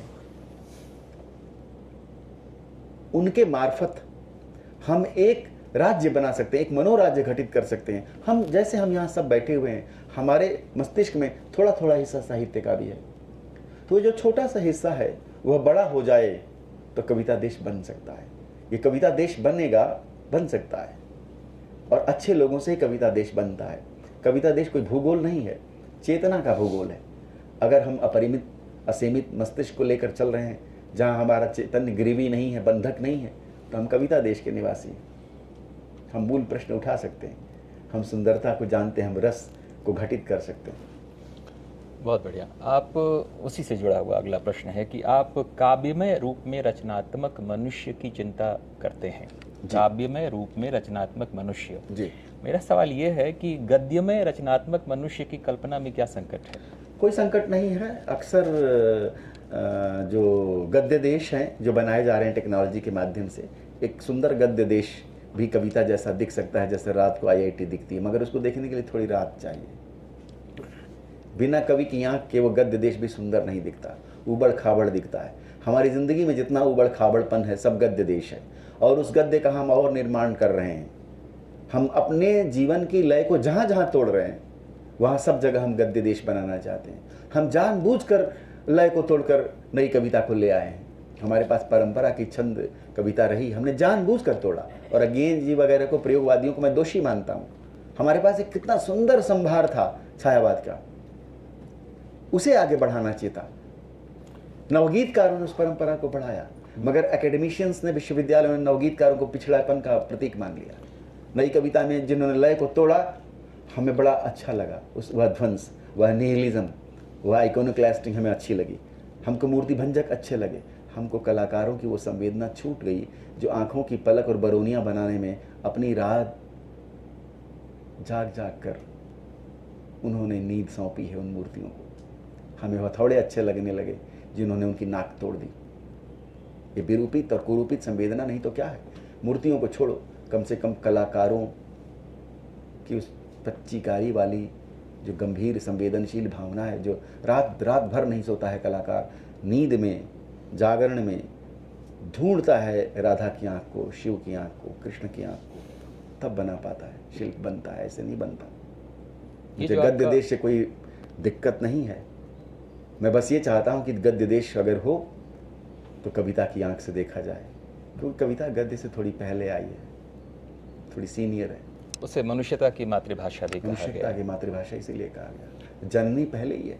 आप विनोद शाही को ऐसा लगता है जी कि आपके अंदर छंदों के प्रति बहुत आग्रह है। जी, बहुत आग्रह। मैंने जो विवेकानंद कविता लिखी, मैं साहित्य के विद्यार्थियों से कहना चाहूँगा कि तुलसीदास नामक कविता निराला जी ने लिखी थी, अभिसार छंद में परिवर्तन करके। रविंद्रनाथ की कविता है अभिसार छंद में 5 पंक्तियों की। वो बहुत कठिन छंद बंगला का माना जाता है, जिसमें रविंद्रनाथ ने लिखा। रविंद्र निश्चय महाकवि हैं, क्योंकि उस छंद को साधना सबके बूते की बात है ही नहीं। निराला जी चूँकि परिचित थे, उस अभिसार छंद में प्रयोग करके उन्होंने एक 6वीं पंक्ति और जोड़ दी, 6 पंक्तियों का बना दिया, और 6 पंक्तियों में 8 तुकें मिलाकर, 6 पंक्तियों में 8 तुकें। सामान्यतया 6 पंक्ति में 6 तुक मिले, सारे तुक मिलेंगे तो तब भी 6 ही होगा, मगर एक बीच में तुक मिलाकर, भारत के नभ का प्रभा पूर्य, शीतल छाए सांस्कृतिक सूर्य, अस्तमित आज रे तमस्तूर्य, ये 3 पंक्तियां मिली। मगर एक और पुछल्ला आगे बढ़ाते हैं, दिंग मंडल, अस्तमित आज रे तमस्तूर्य दिंग मंडल, भारत के उर पर शिरस्त्राण शासन करते हैं मुसलमान, है उर्मिल जल निश्चलत प्राण पर शतदल। अब जो शतदल ये आया ऊपर दिंग मंडल से मिला, और ये तीनों मिले 6 पंक्तियों में 8 तुकें मिलाना, ये बहुत कठिन काम है। निराला जी ने तुलसीदास कविता उस छंद में लिखी। रामविलास शर्मा ने कहा है कि वो जब लिखते थे एक एक छंद तो पसीने पसीने हो जाते थे, जैसे कोई मजदूर दिहाड़ी लेकर आता है, ऐसे वो कागज़ लेकर प्रस्तुत होते थे कि ये देखो ये किया। और जब लिखा तो उन्होंने कहा सौंप दिया हिंदी को, देखता हूँ फिर कौन करता है इसमें काम। जानकी वल्लभ शास्त्री ने, जो छंदों के प्रति बहुत रुचिशील थे, उन्होंने इस काम को लिया, लेकिन कुल 21 छंद उन्होंने लिखे, और 21 छंदों में 1 या 2 ही छंद सही हैं, बाकी उन्होंने गड़बड़ कर दिया। BA प्रथम वर्ष में मैं छंद का अभ्यासी था, मित्रों में छंद का अभ्यासी था, बहुत बड़ा अभ्यासी था। कोई ऐसा छंद नहीं है जिसमें मैंने नहीं लिखा, कोई ऐसा छंद नहीं है जिसमें मैंने 8वीं में ही नहीं लिख दिया था। छंद का अभ्यासी था, मूर्ख था, बालक ही था BA प्रथम वर्ष में। जब वो पढ़ा मैंने निराला जी के विषय में, तो मैंने कहा कि इसमें कौन सी बड़ी बात है, इसमें तो मैं लिखूंगा। तो BA प्रथम वर्ष में मैंने निराला जी द्वारा प्रयुक्त तुलसीदास के छंद में विवेकानंद पर कम से कम 50 से 60 छंद वो लिखे और छोड़ दिया। फिर वो चला गया इधर उधर। फिर मुझे बाद में कविता मिली। फिर 2013 में मैंने उसको वापस फिर से पुनर्निर्मित किया और वो विवेकानंद पर कविता पूरी हुई। अक्षरा का विशेषांक जो अथर्वा पर निकला था 2022 मई में, इसके प्रकाशन के 1 साल बाद ही विशेषांक अक्षरा का आया था। उसमें अंत में वह 101 छंदों की कविता छपी हुई है जिसको आप पढ़ सकते हैं, जिसमें उसी छंद का निर्माण प्रयोग किया गया है, जिसमें तुलसीदास की रचना भी। तो छंदों से गहरा लगाव है। आप देखिए कि इसमें जम्बूद्वीप नाम का खंड है, सबसे बड़ा खंड है, वो उसी छंद में, सरसी छंद में लिखा गया है जिसमें दिनकर जी ने उर्वशी लिखी। अब कोई इन छंदों को कहाँ पढ़ता है, कहाँ लिखता है। और बहुत सारे ऐसे टुकड़े हैं जो छंदों के टुकड़े से लिखे गए हैं। निराला जी छंदमुक्त नहीं थे, छंद की लय के साथ उनके टुकड़े चलते हैं। आज की तरह गद्य नहीं लिखा जा रहा। तो थोड़ा कविता देश निर्मित करने में छंद की लय की पहचान भी जरूरी है, अनुशासन जरूरी है। इसलिए क्योंकि हिंदी के लोगों को, खासतौर से नए विद्यार्थियों को छंद का अनुशासन पता नहीं है। छंद के नाम पर वो मध्यकाल की कविता जानते हैं या छायावाद की कविता जानते हैं, लेकिन वर्तमान हिंदी कविता में बहुत सारे लोगों ने छंदों के सुंदर प्रयोग किए हैं और वो हमारी धरोहर है। बहुत सारे कवियों ने, दई कविता के कवियों ने छंदों का विकास किया। तो कविता में छंद ज़्यादा ज़रूरी है या लय? लय और छंद जो हैं एक दूसरे से गहराई से जुड़े हुए हैं। लय जो है आवृत्ति से पैदा होती है। जब हम बारंबार वाचन करते हैं, वाचन से लय पैदा होती है। और छंद जो है गणनाधारित माने गए। आप वाचन करें या ना करें, छंद मुक्त कविता भी तो लय युक्त हो सकती है। लय युक्त हो सकती है। आप देखते हैं आई रिचर्ड्स ने ही पाठ की लय, वाचन की लय पर कितना जोर दिया। अंग्रेजी कविता जब हेक्सामीटर, पेंटामीटर, ऑक्टोमीटर से निकली तो वो वाचन की लय पर ही आधारित हो गई। ब्लैंक वर्स जो महर्षि अरविंद ने सावित्री में प्रयोग किया, 40,000 पंक्तियों की कविता है सावित्री, ब्लैंक वर्स में लिखा। तो उस ब्लैंक वर्स की तरह ही मैंने सरसी छंद में, दिनकर जी द्वारा प्रयुक्त छंद में जम्बूद्वीप पूरी कविता लिखी। इसमें ये दिया मैंने हिंदी को। आज के लोग ये काम नहीं कर रहे हैं। समकालीन प्रवृत्तियों के हिसाब से कहूँ कि करना चाहिए। जो कवि हैं उन्हें भी लिखना चाहिए। हमारी परंपरा ने जो हमें दिया है उसको हमें आगे बढ़ाना चाहिए। हम अपनी परंपरा का विस्तार करते हुए कवि होते हैं। परंपरा को त्याग कर हम कवि नहीं होते। क्यों? क्योंकि परंपरा एक समाज का निर्माण करती है। अगर हम परंपरा को त्यागते हैं तो समाज भी छूटता है। फिर कब कविता हमेशा अपना अर्थ ढूंढने समाज में जाती है। शब्द वहाँ शब्द में अर्थ जो है शब्द में ही नहीं है, वो वाक्यार्थ के प्रतिभा वाक्यार्थ, जैसा कहा वाक्पदीय के रचनाकार भर्तृहरि ने कि प्रतिभा वाक्यार्थ है। यानी वाक्य का जो अर्थ है, शब्द के बाहर जो अर्थ की सत्ता में विद्यमान है, वहाँ पे जाना पड़ेगा। और वो अर्थ की सत्ता समाज में विद्यमान है, चैतन्य है जहाँ पे, तो वो जाना पड़ेगा ना। तो परंपरा नहीं रहेगी तो अर्थ का संधान कैसे आप करेंगे? कौन सा समाज होगा जिसमें फिर तुलसीदास कविता पढ़ी जाएगी? बिल्कुल। आप इंग्लैंड में जाके तुलसीदास कविता पढ़िए, कोई नहीं समझेगा। अनुवाद भी कर लीजिए तो भी नहीं समझ में आएगा। एक समाज चाहिए होता है, कविता का अपना एक समाज होता है, उसी में वो कविता पढ़ी और सराही जाती है। बिल्कुल बिल्कुल बिल्कुल सही है। आप इसमें लिखते हैं कि कैसे जीवन अपनी पूर्वापरता को बांधेगा, तू ही बता उत्तर आधुनिकता। हाँ। फिर एक जगह आप कहते हैं अर्ध सत्य आत्मिक जीवन की हत्या कर देते हैं। हाँ। दोनों को मैं जोड़ता हूँ जी। और आपसे जानना चाहता हूँ कि क्या करें हम कि जीवन अपनी पूर्वापरता को बांध सके और जीवन पूर्ण सत्य का वर्ण कर सके। अर्ध सत्य वाली पंक्ति क्या कही आपने? अर्ध सत्य आत्मिक जीवन की हत्या कर देते हैं। हमेशा आप ही की पंक्ति है। अर्ध सत्य आत्मिक जीवन की हत्या कर देता है। क्यों कर देता है? आधे सत्य को जब हम पकड़ लेते हैं, मैंने उदाहरण दिया आपको, तो चूंकि हम उसको जानते नहीं हैं, हम दोहरा रहे हैं अज्ञानता में, तो होता क्या है कि जो आपके भीतर का सत्य है वो तो खो जाएगा ना। आपने अर्ध सत्य को पकड़ लिया, पूरा प्रकाश नहीं देगा, प्रकाशित करेगा ही नहीं, तो आप तो भ्रम में रहेंगे। सबसे बड़ा दुख ये नहीं है कि मैं अज्ञानी हूँ, उससे गहरा दुख ये है कि मैं जानता हूँ कि अज्ञानी हूँ और मूलतः अज्ञानी हूँ। तो चाइनीज़ कहावत कही गई है ना, 4 वाक्य कहे गए, बड़े सुंदर वाक्य लगते हैं मुझे, कि चीनी कहावत है, 4 वाक्य हैं उसमें, वो हम सब पे कहीं ना कहीं लागू होती है कि जो जानते हैं कि नहीं जानते हैं और नहीं जानते हैं वो करुणा के लायक हैं। जो जानते हैं कि नहीं जानते हैं और नहीं जानते हैं, उनकी मदद करो, उन पर कृपा करो। और जो जानते हैं कि जानते हैं और नहीं जानते हैं वो मूर्ख हैं, उनसे दूर रहो। बहुसंख्यक है। और जो जानते हैं कि जानते हैं और जानते हैं, वही ज्ञानी हैं, उनसे सीखो। और जो नहीं जानते हैं कि जानते हैं लेकिन जानते हैं, वो पूर्ण पुरुष है। क्या बात है, रामकृष्ण परमहंस नहीं जानते हैं कि जानते हैं लेकिन जानते हैं। क्या बात है। भारत के समग्र फकीर संत महात्मा जितने हुए हैं, हर वर्ग से हुए हैं, रैदास, वो नहीं जानते बेचारे। उनको कोई विद्वान कह दे कि आपको तो वेद नहीं आता, मंत्र नहीं आते, तो बल्कि बड़ी विनम्रता से प्रणाम करेंगे और दुख भी प्रकट करेंगे कि हाँ, नहीं जानता मैं, मुझे अवसर नहीं मिला जानने का। पर वो जानते हैं, ताके मता अगाध, ताके मता अगाध। ऐसे अगाध मति वालों को तो सबको प्रणाम करना पड़ेगा। इसलिए जो अर्ध सत्य है वो आत्मिक जीवन की हत्या कर देता है। तो हमें उत्तराधुनिकता से यही पूछना पड़ेगा, तू ही बता उत्तराधुनिकता समस्त समस्याओं का हल नहीं है। जब मैं लिख रहा था, अब तो पोस्ट मॉडर्निज्म भी आ गया, लेटर पोस्ट मॉडर्निज्म भी आ गया। आधुनिकता ने एक दावा किया था कि हम जीवन के सवालों का हम हल देंगे, विज्ञान उसके साथ था। आधुनिकता ने कहा कि घबराने की जरूरत नहीं, हम औद्योगिकरण ला रहे हैं, हम आधुनिक चिकित्सा ला रहे हैं, हम आधुनिक मनोविज्ञान ला रहे हैं, डरने की जरूरत नहीं, हम प्रकाशित कर रहे हैं, सब लोगों को खींच के उनके अंधेरों से ला रहे हैं, हम उद्धार करेंगे सबका। यही काम मॉडर्निटी ने किया, लेकिन सब दावे के बावजूद नहीं हो सका काम। तो लौट के सोचना पड़ गया कि आधुनिकता जिस नारे को लेकर चल रही थी, उसे जीवन के प्रश्न तो हल नहीं हुए। आतंकवाद आ गया, दुनिया में आतंकवाद है, और शिक्षा और विश्वविद्यालय भी बहुत पढ़े लिखे लोग हैं, तो आतंकवाद का हल क्यों नहीं कर देते?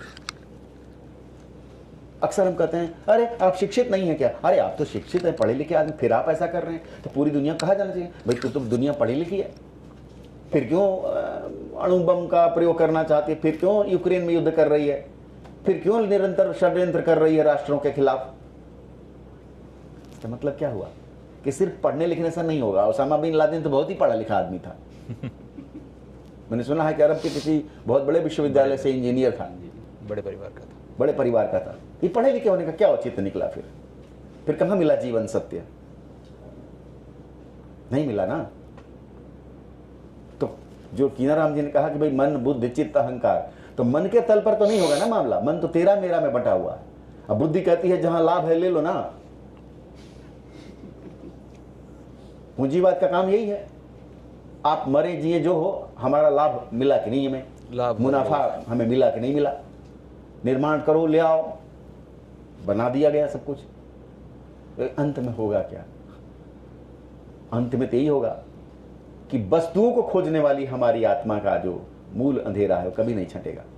वो तभी छटेगा जब हम वस्तुओं के ऊपर नियंत्रण करना सीखें और अपनी आत्मा के प्रकाश को बुझने ना दें, क्योंकि आग हर चीज में बताई गई थी, हर चीज में आग, काष्ठी अग्नि, काठ में भी अग्नि है, प्रकट हो सकती है, लोहे में अग्नि है, प्रकट हो सकती है, मनुष्य में अग्नि है। अहम वैश्वानरो भूत्वा प्राणी नाम देहमाश्रिता, भगवान कृष्ण जिनकी आज जयंती है, वो कहते हैं कि मैं वैश्वानर होकर प्राणियों के देह में, हृदय में अवस्थित हूं। जल में अग्नि है, जल में अग्नि है, वाडव अग्नि आप कहते ही उसको, अग्नि कहाँ नहीं है? तो कहने का जात वेदस है, ज्ञान के साथ उत्पन्न हुई है अग्नि। इसलिए वेदों में का पहला ही छंद, पहला ही सूक्त, पहला ही वाक्य, पहला ही शब्द अग्नि में कहा गया। अग्नि की हम उपासना कर रहे हैं क्योंकि हमें आगे ले चलती है, अग्नि को हम खोज रहे हैं। बहरहाल ये बहुत गंभीर किताब है, गंभीर वक्ता है, पूरा माहौल बहुत गंभीर है, और ये गंभीरता तो बनी ही रहेगी। नहीं से सरल कर दिया जाए। सरल करना आसान नहीं है और ज़रूरत भी नहीं है, हर चीज़ को सरल करने की ज़रूरत नहीं है। पर सवाल सरलता से निकलता है जी कि अथर्वा का दर्शन गंभीर है। आपके आलोचकों ने कहा है, एक ने कहा तो कितनी कठोर भाषा है। अथर्वा का दर्शन गूढ़ है, गंभीर है, भाषा परिमार्जित, शब्द कठिन और अक्सर अपरिचित हैं। अथर्वा के समाज में जाने, समझे और सराहे जाने की चिंता आपको नहीं होती? एक दूसरा जुड़ा हुआ प्रश्न है, सामान्य पाठक की हैसियत से पूछें तो क्या इसको सरल भाषा और संरचना में नहीं लिखा जा सकता था? मैंने इसमें लिखा है कि कोई योग्य, क्षमतावान, अधिक शक्तिशाली कवि तो कवि इसे सरलता से लिख सकता है। मेरी क्षमता के बाहर है, मेरी ये सीमा है कि मैं इसे ऐसे ही कह सकता था, लेकिन इस सत्य को कबीर ने मुझसे गहरी सरलता से कहा है, तुलसी ने अत्यंत सुंदरता से कहा है, जो रैदास हैं वो अत्यंत कोमलता से कहते हैं। सारे संत कवियों ने कहा है, इसी बात को कहा, बहुत सरलता से कहा। मगर मैं विश्वविद्यालय का प्रोडक्ट था, हजारों पुस्तकों का वाचक पाठक था, मेरे मन मेरी भाषा पर वो संस्कार गहरे पड़े हुए थे। रैदास ने कोई अज्ञेय को तो नहीं पढ़ा था, मैंने पढ़ा था, तो मेरी शब्दावली में, वो शब्द योजना में वो आएंगी चीजें। उनको चिंता नहीं थी, मुझे उत्तर देना था, प्रतिशुद्ध होना था मुझे, उनको प्रतिशुद्ध नहीं होना था। मैं विद्यार्थी रहा हिंदी साहित्य का, मुझे प्रतिशुद्ध भी होना था, मुझे हिंदी के सामने स्पष्ट भी करना था, मेरे सामने चुनौती भी थी, मुझे करके दिखाना था। इसलिए मैं इसमें रमा, और मैंने इसमें निवेदन ही किया है कि अधिक सशक्त हाथों से अधिक सुंदरता से कहा जा सकता था, लेकिन मेरा शिल्प इतना ही हो सकता था क्योंकि मेरी इतनी क्षमता थी।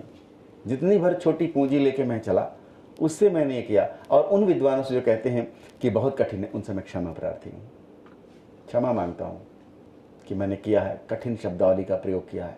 लेकिन कभी कभी हमको ऐसा शब्द का प्रयोग करना पड़ता है। उसकी छोटी सी एक वानगी थोड़ी सी प्रस्तुत कर देता हूँ, जिससे कि जो पाठ हम नहीं कर सके हैं, नहीं कर पाए हैं, तो अब वो बात भी हो जाएगी, वो बात भी हो जाएगी।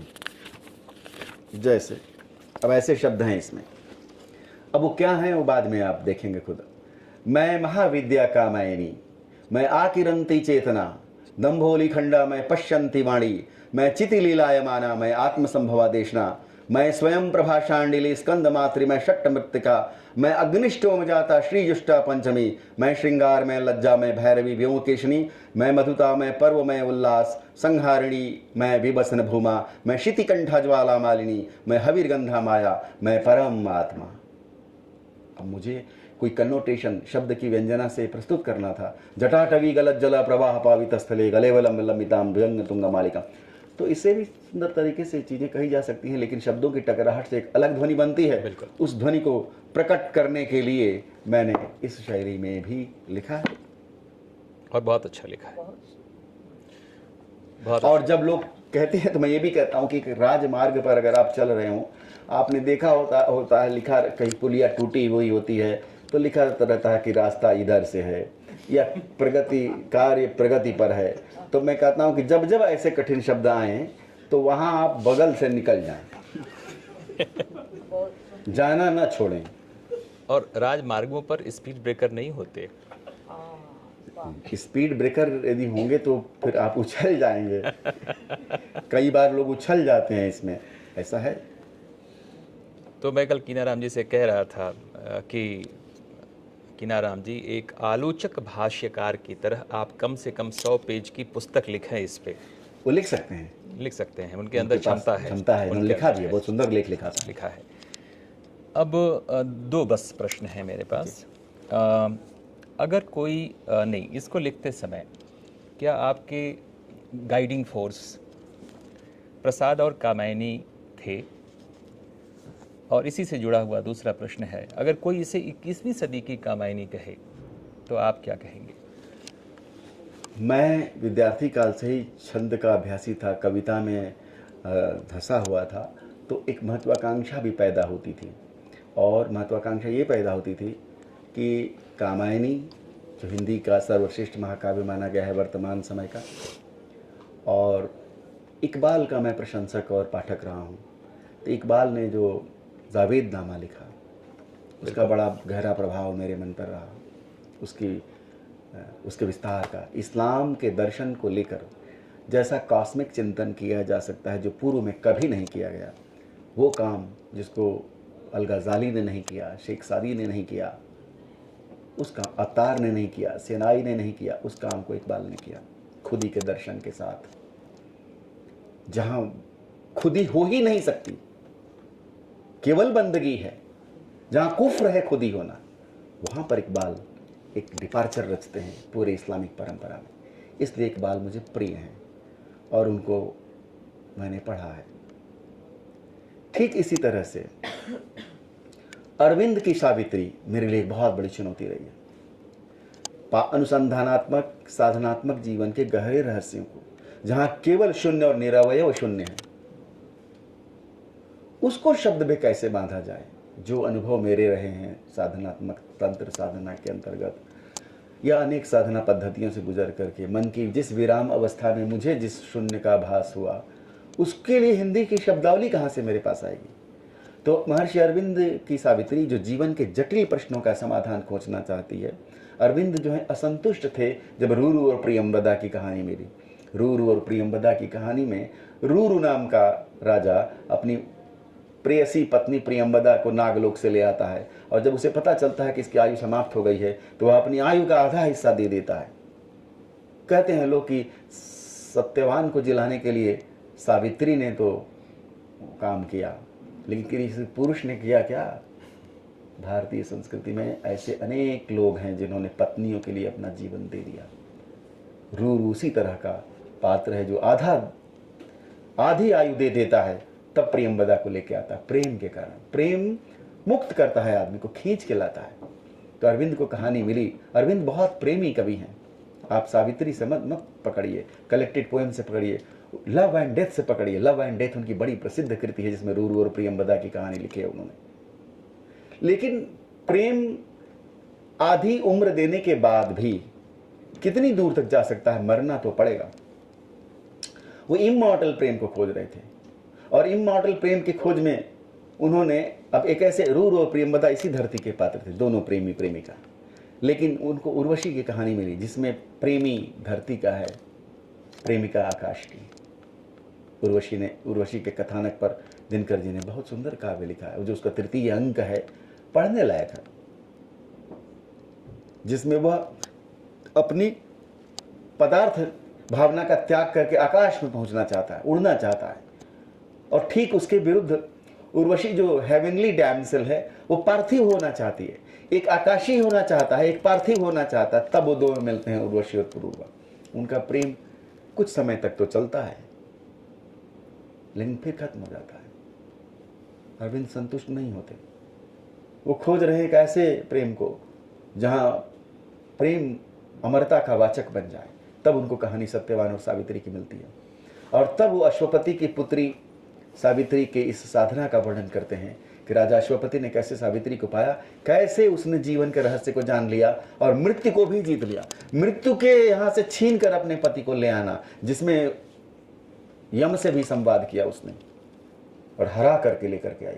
ऐसी स्त्री का प्रेम प्रकट हुआ, और उन 3 दिनों में जब उसको साधना करनी है अपने पति को लाने के लिए, तब वो उस क्षण में पहुंच गई जब सृष्टि का जन्म हो रहा था। एक्चुअली सावित्री महाकाव्य की प्रथम पंक्ति है, it was the hour before the gods awake. ये तब का समय है जब देवताओं का भी जन्म नहीं हुआ था। ऐसे गहन समय में अथर्वा की भी पंक्ति आप देखेंगे, पहली पंक्ति ऐसी ही कुछ, अनंत अंधकार के, ये वाक्य आप कह रहे थे और मुझे रोमांच हो रहा था।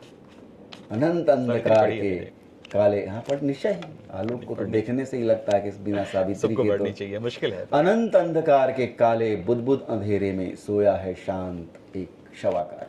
यह जगत शव की तरह सो रहा है ज्ञान के अंधेरे में। हर व्यक्ति के भीतर वो अंधेरा है, और हर व्यक्ति को अपने उस तम को जीतना है। दीर्घतमा वही तो है।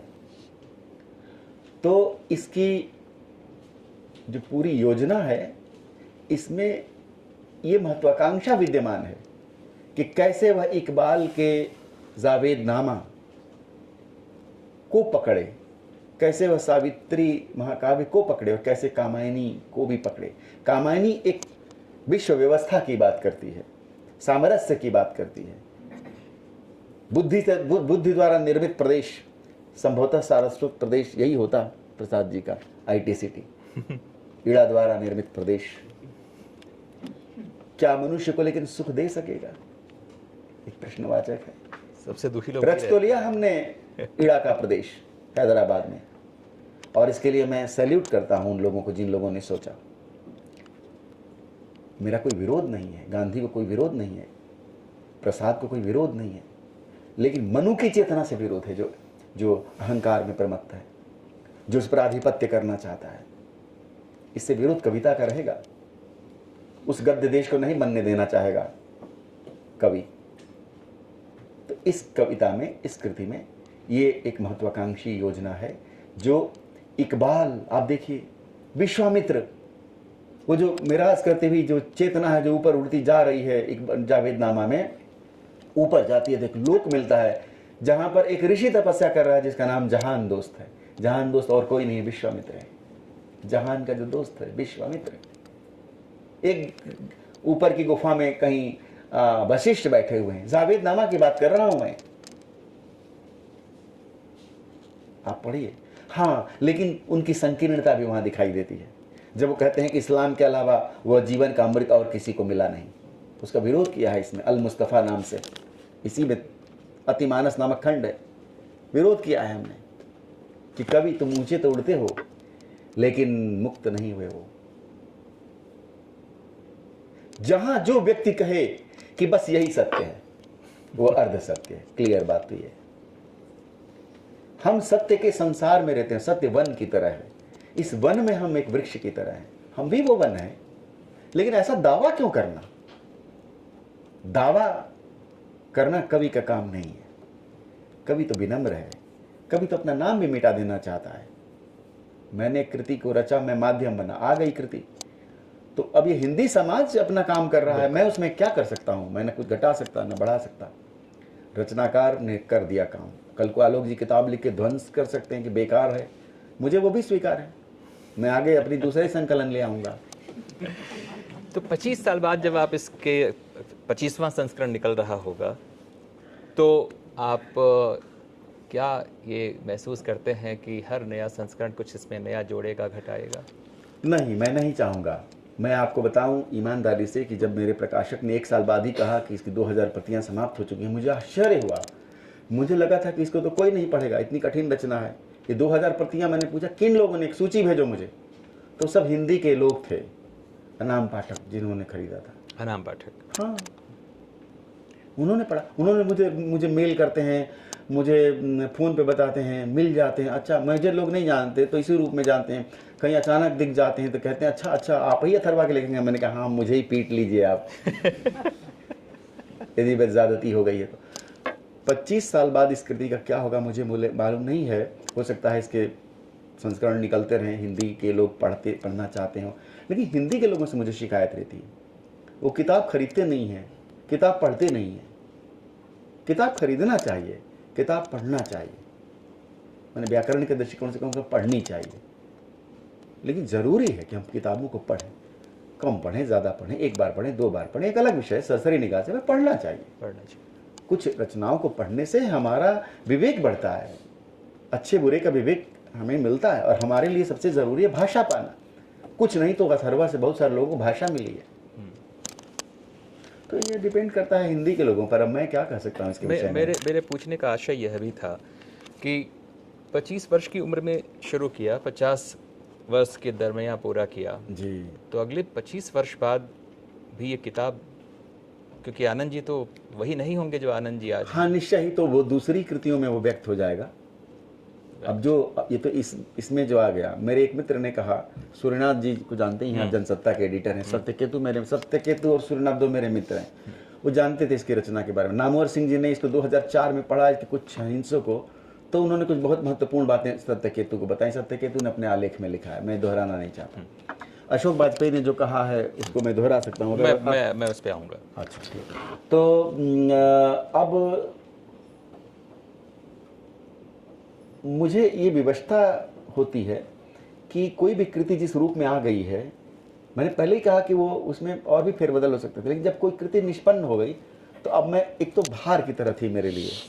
मैं उस प्लम्बर की तरह रहा, जैसे कोई पानी की टंकी जो है सबसे ऊपर के मंजिल पे रख दी गई हो और मैं प्लम्बर हूँ और मुझे ठीक करना हो, तो मुझे तो वहीं जाना पड़ेगा ठीक करने के लिए। नीचे तो ठीक तो हो नहीं सकती। तो इसको मैंने, इस टंकी को क्रिएट कर दिया बड़ी ऊंचाई पे, और मुझे समय नहीं मिलता था। मैं भी आपकी तरह प्रोफेसर रहा और ये सब काम करता रहा, समय ही नहीं, चित्त का उद्यान ही नहीं बनता था, वो समाधिता स्थिति जिसमें जाके संशोधन करूं। क्या चाहिए? 12 साल मैं इसमें कुछ कर ही नहीं पाया। 2001 से 2012 तक मैं विश्वविद्यालयों में भोज ओपन यूनिवर्सिटी का डायरेक्टर हो गया, मध्य प्रदेश शासन में विशेष कर्तव्यस्थ अधिकारी होकर पूरे मध्य प्रदेश की शिक्षा का एकेडमिक इंचार्ज हो गया, वगैरह वगैरह। तो पढ़ाना तो था ही। तो अब सवाल ये था कि मैं क्या क्या करता। तो वो एक, मैं ईमानदारी से मैंने कहा कि मैं इस पर कोई काम नहीं करूँगा। 12 साल तक मैंने कोई काम नहीं किया, 2001 से 2012। लेकिन अब अति हो चुकी थी, तो मैंने फिर शुरू किया 2012 में, फिर इसके कुछ खंड आए और फिर 2017 में मैंने इसे कंप्लीट किया। 18 में मैंने दे दिया प्रकाशन के लिए। सत्यकेतु ने कहा कि अभी किताब का आप हमें दे दी, इसमें कुछ जोड़िए घटाइए मत। जैसे किसी एक ही बच्चे में आप अपने सारे गुणों को डाल देना चाहें तो संभव नहीं है। दूसरे बच्चा पैदा करिए अगर आपको ज़्यादा चीज़ें चाहिए तो, नहीं तो संतुष्ट रहिए। चलिए हम अन्य बच्चों की प्रतीक्षा करेंगे। आ रहे हैं वो भी। तो मैं जो प्रश्न पूछने वाला था उसका एक प्रकार से आपने संक्षेप में उत्तर दिया है, पर अशोक जी ने कहा था विमोचन के समय कि यह ग्रंथ हिंदी को उस जगह लेके जाता है जहाँ पे आमतौर पे हिंदी वाले नहीं जाते। ये बड़ी टिप्पणी है। पिछले 50 वर्षों में हिंदी कविता और भाषा हाँ, वहाँ नहीं गई जहाँ यह किताब ले जाती है। किताब ले जाती है। अब ये उनका वक्तव्य है, मैं इस पर इतना ही कह सकता हूँ कि उनको ये फील हुआ। 50 वर्ष से आशय मेरा ये है कि प्रगतिवादी कविता ने चूंकि जड़ीभूत सौंदर्याभिरुचि को जड़ीभूत कर दिया, और उससे भी खतरनाक बात यह कि सत्याभिरुचि को जड़ीभूत कर दिया। बिल्कुल ठीक, बिल्कुल ठीक। अब विद्यार्थियों के मन में आ गया कविता माने वही जो फला गोली दागो पोस्टर, हाँ, जो लिखी गई है बस इतना ही जीवन सत्य है, वही, जबकि यही जीवन विवेक नहीं है, हमें तोड़ने की जरूरत है। बिल्कुल। तो उनको लगा होगा, इसलिए उन्होंने कहा। मैं उस पर क्या टिप्पणी करूं, मैं यही कहूंगा कि मैंने अपने हिसाब से कोशिश की कि जो काव्य वस्तु मेरे सामने थी विद्यार्थी, मैं पूरी जो 50, मेरी अगर उम्र 58 साल की हो गई है, तो पिछले 40 वर्ष सघन हिंदी साहित्य के साथ साथ चलते हुए बीते हैं। इनमें 35 वर्ष का जो साहचर्य है उसमें वो प्रगतिवादी कविता का ही सामने रहा है, आपके भी सबके सामने रहा। बिल्कुल। तो एक तरह की रूढ़िबद्धता, जिसके हम रीतिबद्ध काव्य कहते हैं, उस रीतिबद्धता को तोड़ने की कहीं ना कहीं जरूरत है कि हम रीति मुक्त बने। और इसका यही आग्रह है कि हम रीति मुक्त बने, हम जीवन सत्य को और कोणों से भी देखना सीखें। निषेध नहीं करती है कि जो उन्होंने कहा वो गलत कहा, कहती है कि इसको और भी एसिमिलेटिव, समावेशी बनाए। तो समावेशी है, समावेशी बनाए, यही है। बहुत बहुत धन्यवाद आपको, बहुत अच्छी बातचीत करने के लिए। और इनफैक्ट ये बातचीत तो शाम तक चल सकती है, इतना कुछ है बात करने के लिए। और आपने बहुत महत्वपूर्ण पुस्तक लिखी है और इसकी कद्र, कभी कभी क्या होता है ना, कुछ फिल्में बहुत बड़ी होती हैं, बहुत अच्छी होती हैं और अपने समय में वो चलती नहीं हैं, जैसे तीसरी कसम। पर एक वक्त आता है जब वो कल्ट हो जाती हैं। तो कई बार अच्छी चीज़ों को समाज को ग्रहण करने में वक्त लगता है, संभव है ना। जब आपने 25 साल में लिखी तो 25 महीना 2-4 साल तो समाज को भी दीजिए। बिल्कुल। मैंने, आप देखिए, किताब जब गई, कुछ मित्रों को जब मैंने भेजा तो मैंने कहा कि आज ही पढ़ के आज ही मत लिखने लगिएगा। ठीक बात है। 25 साल लगे हैं लिखने में, 1 साल आप भी ले लो, आप 2 साल ले लीजिए। 2 साल ले लीजिए। आपको मैंने 2 साल दिए, क्योंकि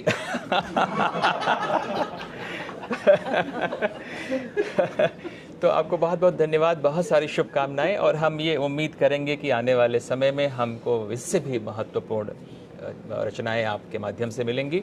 और ये रचनाएं पाठकी विवेक को, हिंदी साहित्य को, हिंदी समाज को, हिंदी की भाषिक संपदा को, हिंदी के रचनात्मक विवेक को, सबको समृद्ध करती है ये किताब। और ऐसे किताब तो देखिए हर साल तो आती नहीं, ये तो कभी कभी आती हैं।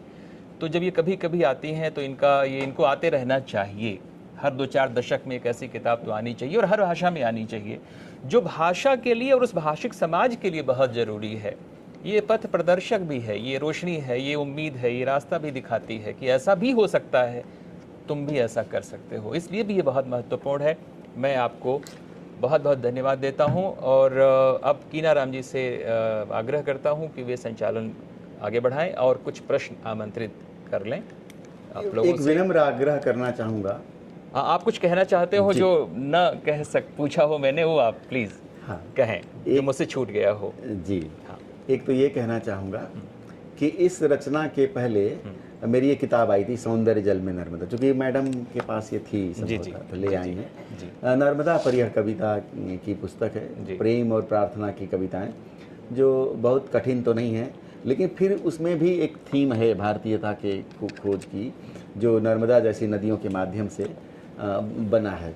आगे एक समुद्र पर कविताओं का एक संकलन तैयार हो रहा है, समुद्र सौंदर्य की ही प्यास है, तो उसमें भी कुछ बातें कही गई हैं। और कहने को बहुत कुछ रह जाता है, वो आगे कहा जा सकेगा, कहा जाएगा। मेरी पत्नी सुमन सिंह जो है, मेरी कठिन कविता से बहुत परेशान रहती हैं। आपने देखा है कि कितना सरल लिखती हैं वो, और वो संवेदनात्मक इंटेंसिटी को ज़्यादा पकड़ती हैं। बौद्धिक और कठिन कड़कड़ टन करने वाले शब्दों से वो दूर रहती पूरक है ना? हाँ, पूरक हैं। तो इसमें तो ये रचा गया है। आप ही ने नहीं, मुझे लगता है इन्होंने भी इसको नहीं पढ़ा होगा पूरा। तो लेकिन ये है कि ये बार बार ये कहती रहती थी कि ये कविता को छाती से लगाए हुए हैं, शादी के पहले से, विवाह के पहले से चल रही थी। तो उन्होंने कहा कम से कम इसको तो किसी तरह से निपटाई, लेकिन ये ऐसा भार था जो ख़त्म नहीं होता था। तो इसको मैं ये कहना चाहता हूँ कि मुझे इसको प्रकाशित होने के बाद मुझे इतना हल्कापन अनुभव हुआ कि मैं मनुष्य हुआ। क्या बात। और जो ही ख्याल आया तब लगा कि मैं वापस उसी मनोभूमि में पहुंच गया जहां 1992 में था। बीच का ये जो 94 से 2020 तक की जो नौकरी मैंने की, वो किस मनोभूमि में मैंने की मुझे पता ही नहीं है। मुझे लगता है साथ साथ में इसी में खोया रहा। मन कहीं और था। मन इसी में रहा। नौकरी मैंने बाएं हाथ से की है, मुझे पता नहीं है। नौकरी का मुझे कोई ध्यान नहीं, ना स्मरण है। पर अच्छी की होगी, आप बहुत बेहतरीन शिक्षक रहे होंगे, इसमें कोई डाउट नहीं है, कोई शक नहीं है। तो कोई कृति रचवाती है अपने को। इस कृति ने मुझे ग्रसित करके रखा और रचवाया अपने आप से। महान कृतियाँ। हाँ, ग्रसित किए हुए रखा। इसलिए मैं इसको छोड़ नहीं सकता था और ये मेरे साथ ही इसको होना था ऐसा। तो इसके लिए मैं आप सबको बहुत धन्यवाद देता हूँ कि आपने अथर्वा जैसी एक कठिन कृति को चुना और बातचीत के लिए इतना समय दिया। हमारे माननीय प्राध्यापक गणों ने इसको सुना, बल्कि प्रोफेसर भीम सिंह जी कह रहे थे कि इस पर हम लोग पहले भी बातचीत कर चुके हैं। मुझे उससे प्रसन्नता हुई, इसलिए नहीं कि ये कृति मेरी है, इसलिए हुई कि अगर आप कल को जावेद नामा पर भी चर्चा करते, सावित्री पर भी करते, कामायनी पर भी करते, तो मुझे उतनी ही प्रसन्नता होती। तो इसमें एक जो प्रश्न अनुत्तरित रह गया था कि क्या आप मानते हैं कि कामायनी कहा जा सकता है इसको? 21वीं सदी की कामायनी। इसको मैं कैसे कह सकता हूँ? मैं नहीं कह सकता। कामायनी बहुत बड़ा ग्रंथ है, गौरव ग्रंथ है हमारा। उसको सिर पर मैं लिए हुए हूँ और उसके समक्ष नतशिर हूँ। उतना काव्याभ्यास, उतनी बड़ी प्रतिभा प्रसाद जी जैसी, भारत की सारी आत्मा ही संपीड़ित होकर के प्रसाद और निराला जैसे महान कवियों में आ गई है। मैं तो तुच्छ हूँ। मैंने थोड़ी सी उनके रज कणों से लेकर इस कृति को निर्मित किया है। तो आपका बड़प्पन है। उस विचार, हाँ, कोशिश मैंने किया है कि छायावाद तक हिंदी की कविता जिस विचार को, भाव को लेकर के आई, उसको नई कविता प्रगतिवाद, प्रयोगवाद के दौरान जो अंतःसलील हो गई थी, थोड़ा उसको अधिक विस्फारित किया जाए। यही कुल काम करने का मैंने इसमें प्रयत्न किया। अब कीना राम जी, आप बताइए, यदि किसी के मन में कोई प्रश्न होगा